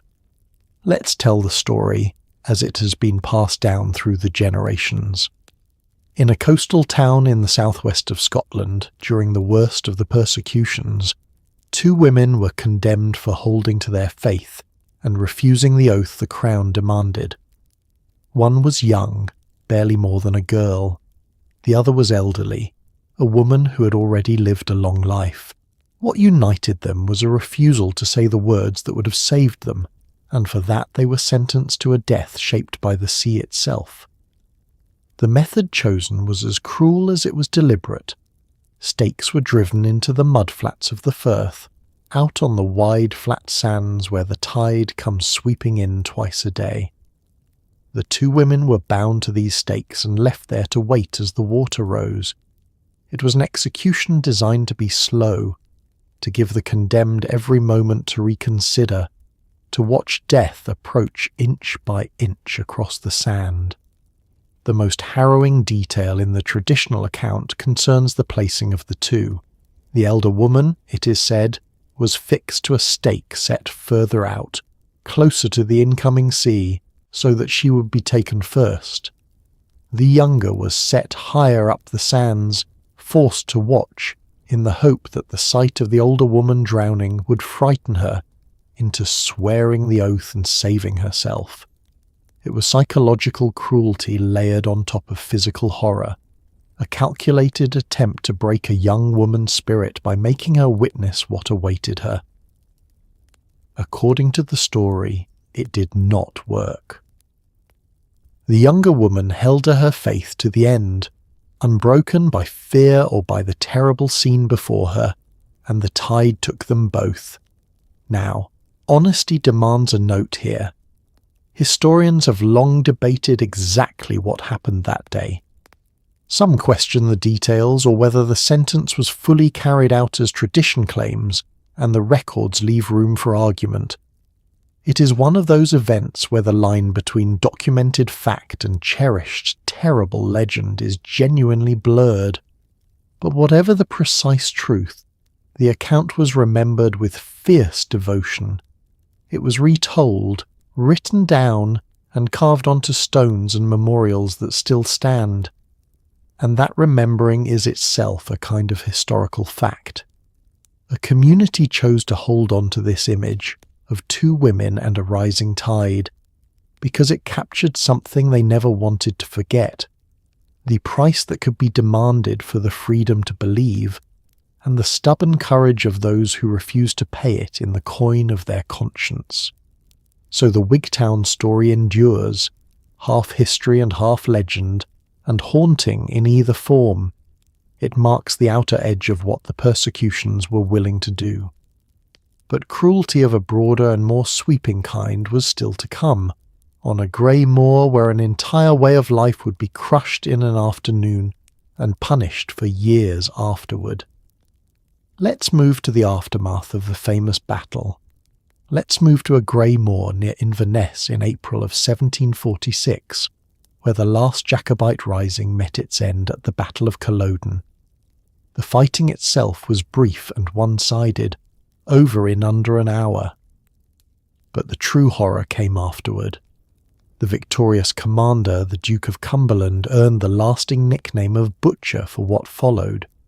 Wounded men left on the field were killed rather than spared.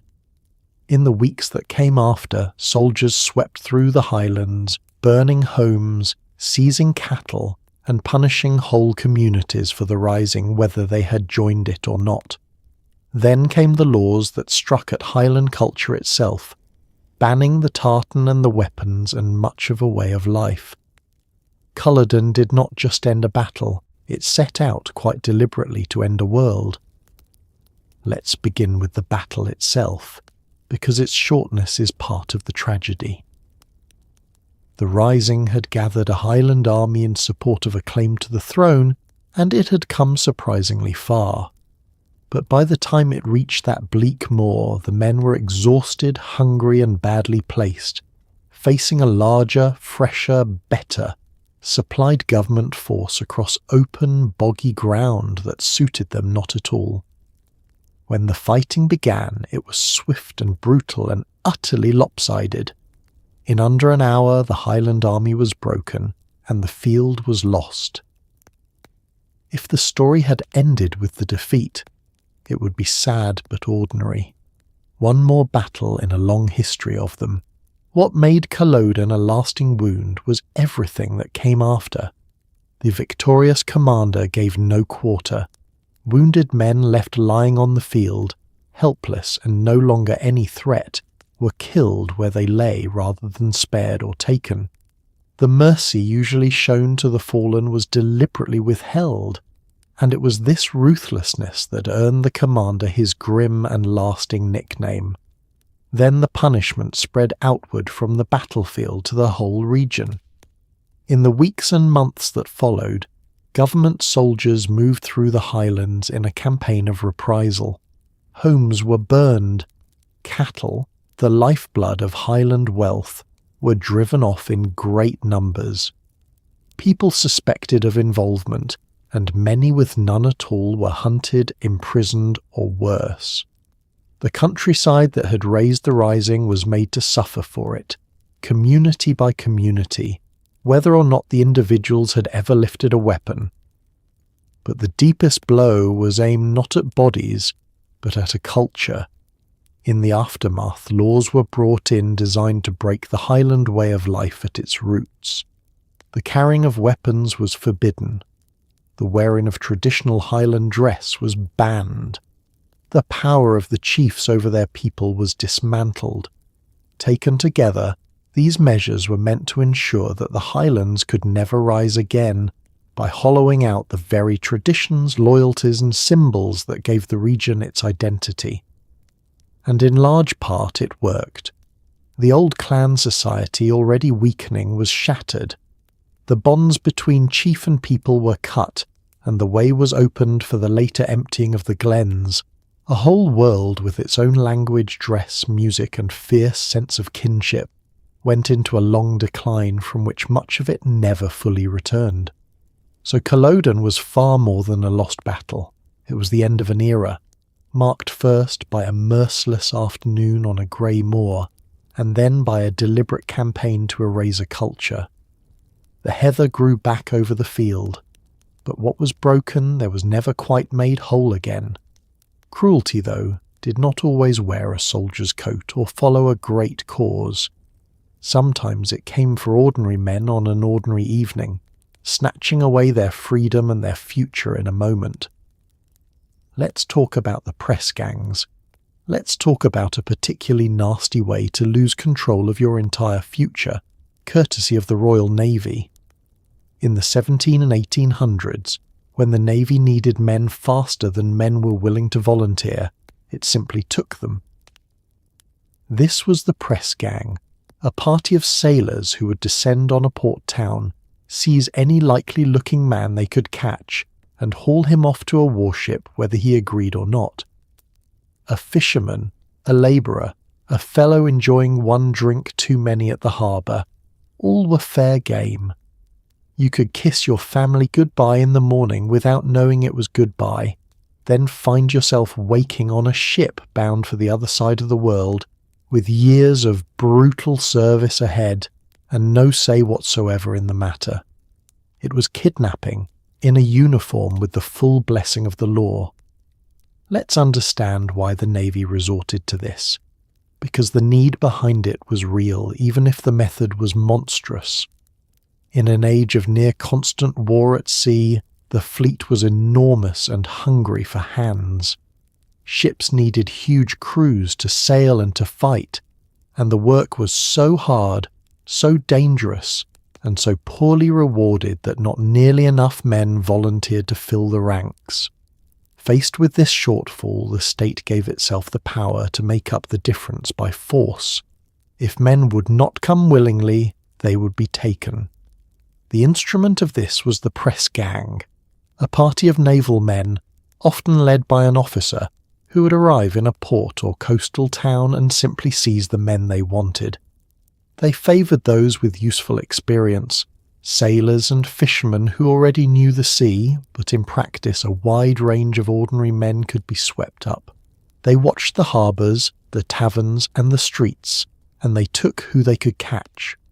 Picture how it felt from the other side. You're an ordinary working man, going about an ordinary day. Perhaps you're mending nets, or carrying goods, or stopping for a drink at the end of your labour.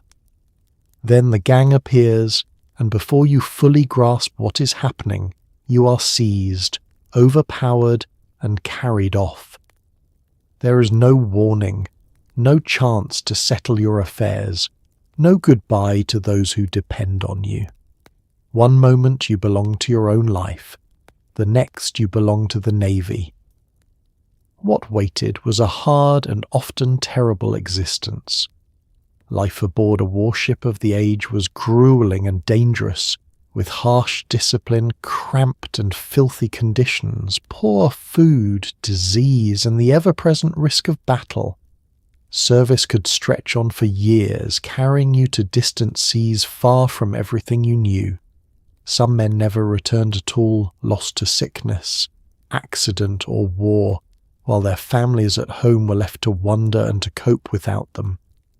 The whole thing was made worse by its shattering suddenness and by having the force of law behind it. This was not the work of criminals or raiders. It was carried out openly by the state with legal authority.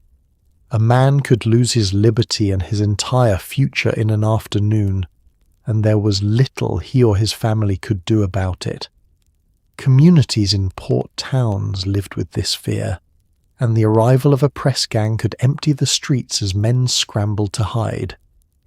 So here was yet another way for an ordinary life to be seized and remade against its owner's will, not by famine or plague or feud, but by the simple, brutal reach of a state that needed bodies for its ships. Not all danger, though, came from the powerful reaching down. Some of it hid in plain sight, wearing a respectable face and a warm smile. Let's meet a gentleman whose two lives could not have been more different. Now here is a story so perfectly two-faced that it helped inspire a famous novel.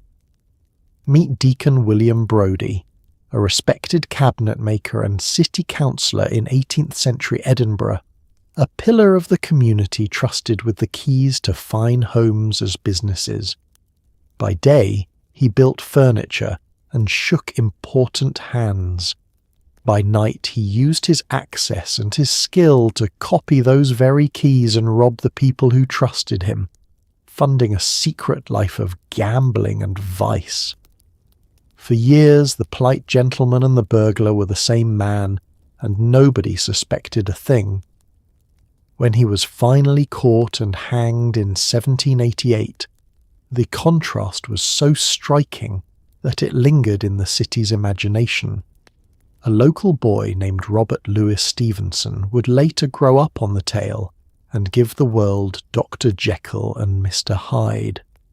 Let's look first at the respectable half of the man, because it was entirely genuine, and that is what makes the story so unsettling. Brodie was a skilled craftsman, a maker of fine furniture and cabinets, well established and well regarded.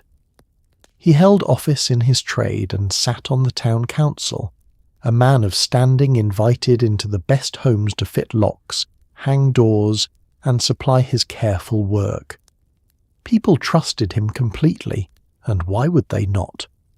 He was exactly the sort of solid, prosperous citizen a city relies upon. He had the keys to their world, and he had earned them.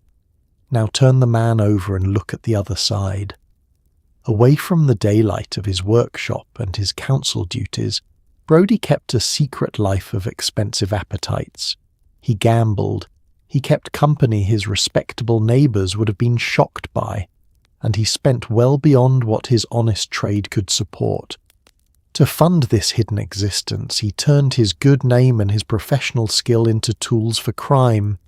His method was as clever as it was treacherous. As the man who fitted and repaired the locks and doors of the well-to-do, he had the perfect opportunity to study them and to make copies of their keys.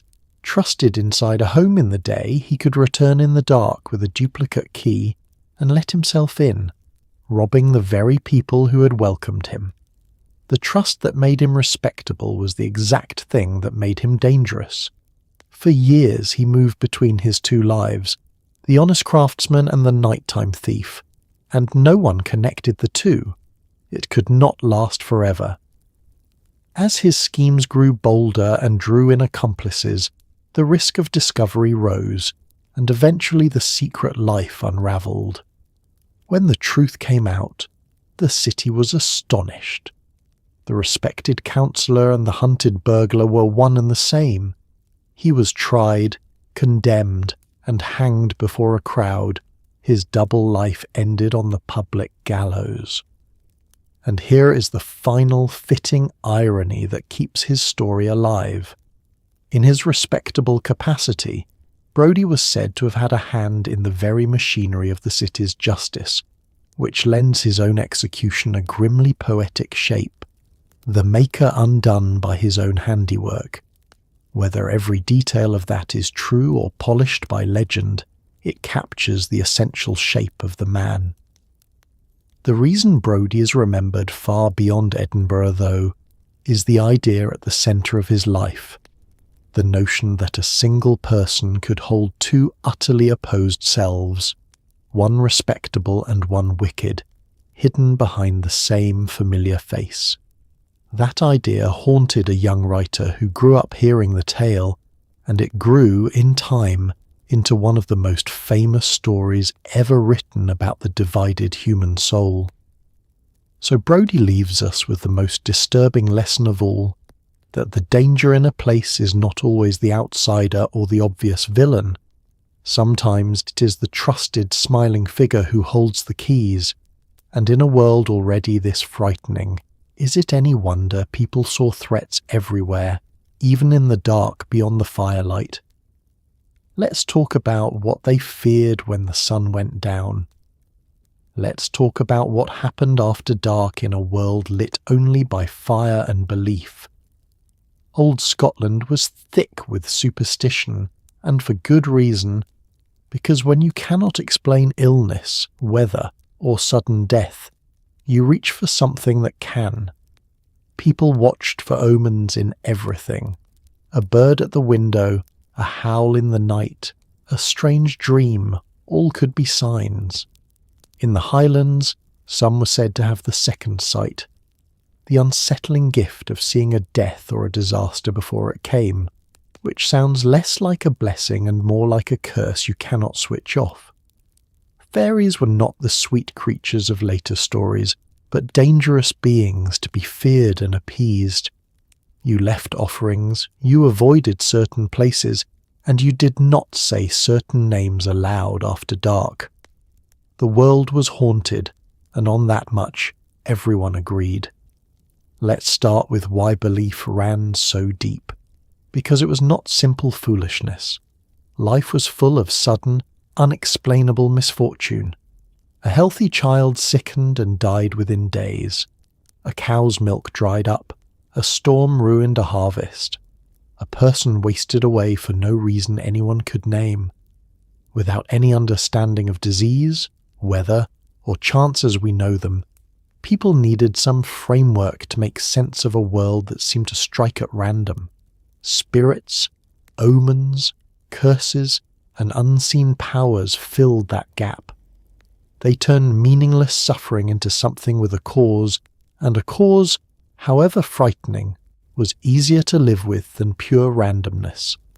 So people read the world for signs. Omens were everywhere for those who knew how to look. Certain birds, certain sounds, and certain dreams were held to foretell death or disaster. The behaviour of animals, the shape of the flames, the turn of the weather, all could carry meaning. Life was lived with one eye always half open for warnings, and a great store of small rituals and sayings existed to ward off bad luck or to court good. In the Highlands especially there was the belief in the second sight, a strange and heavy gift said to belong to certain people. Those who had it were believed able to see visions of things yet to come, often grim things, a death, a funeral, a coming sorrow, appearing to them before the event itself. Far from a wonderful power, it was often described as a burden, an unasked-for glimpse into a future that could not be changed, carried by people who would rather not have known. And then there were the other beings said to share the land. The fairy folk of old belief were nothing like the gentle, tiny creatures of later children's tales. They were powerful, unpredictable, and often dangerous, to be respected and feared rather than adored. They might bless or they might harm, and they were easily offended. So people took care around the places thought to belong to them, left small offerings to keep them content, and were wary of giving insult. There were things you did not do, places you did not disturb, and words you were careful about speaking aloud after dark. All of this wove together into a world that felt genuinely enchanted and genuinely threatening. The darkness beyond the firelight was not empty. It was full of watching things, of powers that had to be appeased, of signs that had to be read. Night was a time of real unease, when the boundaries between the seen and the unseen felt thin, and a person walking home late kept to the paths, avoided the wrong places, and hurried a little faster past the shadows. It is easy, from a brightly lit modern room, to smile at all this, but try to feel it from the inside, in a dark hut, in a hard land, surrounded by suffering you cannot explain, and the fear makes a kind of sense. The world really was full of dangers beyond understanding. Belief was how people held those dangers at arm's length, and of all the mysteries that pressed upon them, none loomed larger or came for everyone alike than the last one. Death itself waited at the end of every path, and the way this hard country met it says as much about its people as anything else. Let's come, at last, to the grave, and so we come, as every life here eventually did, to the end. Death was close and constant in old Scotland, an ordinary neighbour rather than a distant stranger, and people prepared for it with a mixture of faith and dread. There was the fear of dying unshriven, of being taken suddenly with your soul unready. There was the fear, in the age of the body snatchers, of not even being allowed to rest once you were gone. And beneath it all lay a quieter terror shared across the centuries, the fear of being buried too soon, of waking in the dark beneath the earth. So you prayed, you were watched over, and you were laid down with what comfort your people could manage. It was not a gentle world, and it did not pretend to be. But it held together on stubbornness, on faith, and on the simple refusal of ordinary people to stop trying, right up until the very last breath. Let's begin with how close death always was, because that closeness shaped everything. In a world of hard labour, poor food, cold homes and constant illness, death did not wait politely for old age. It took infants in their cradles, mothers in childbirth, strong men through a small wound gone bad, and whole families through fever and plague. People buried their children and their parents and their neighbours with a regularity that would stagger us now. Death was not a distant event to be pushed out of the mind. It was a familiar presence, woven into the ordinary fabric of life, and everyone learned to live alongside it. Faith gave people a way to face it. The great fear was not always death itself, but dying badly. being taken suddenly, without warning, before you could make your peace and ready your soul. To die unprepared was a genuine terror, and so the rituals of a good death mattered enormously. The prayers, the presence of loved ones, and the final setting right of things. People wanted to leave the world in the proper way, tended and blessed, not snatched away in an unready moment. Then there was the fear that reached beyond death, the dread that even the grave might not be safe. In the age of the body snatchers, as we have already seen, a person could no longer be certain of resting in peace once buried. Families guarded graves and locked their dead beneath iron, adding a new and modern horror to the old fear of dying, the worry that your body might be dug up and carried off in the night. And underneath all of it lay one of the oldest terrors of all, quietly shared across the centuries, the fear of being buried before you were truly dead. In an age when the line between deep unconsciousness and death could be hard to judge, the thought of waking in the dark beneath the earth haunted people's imaginations.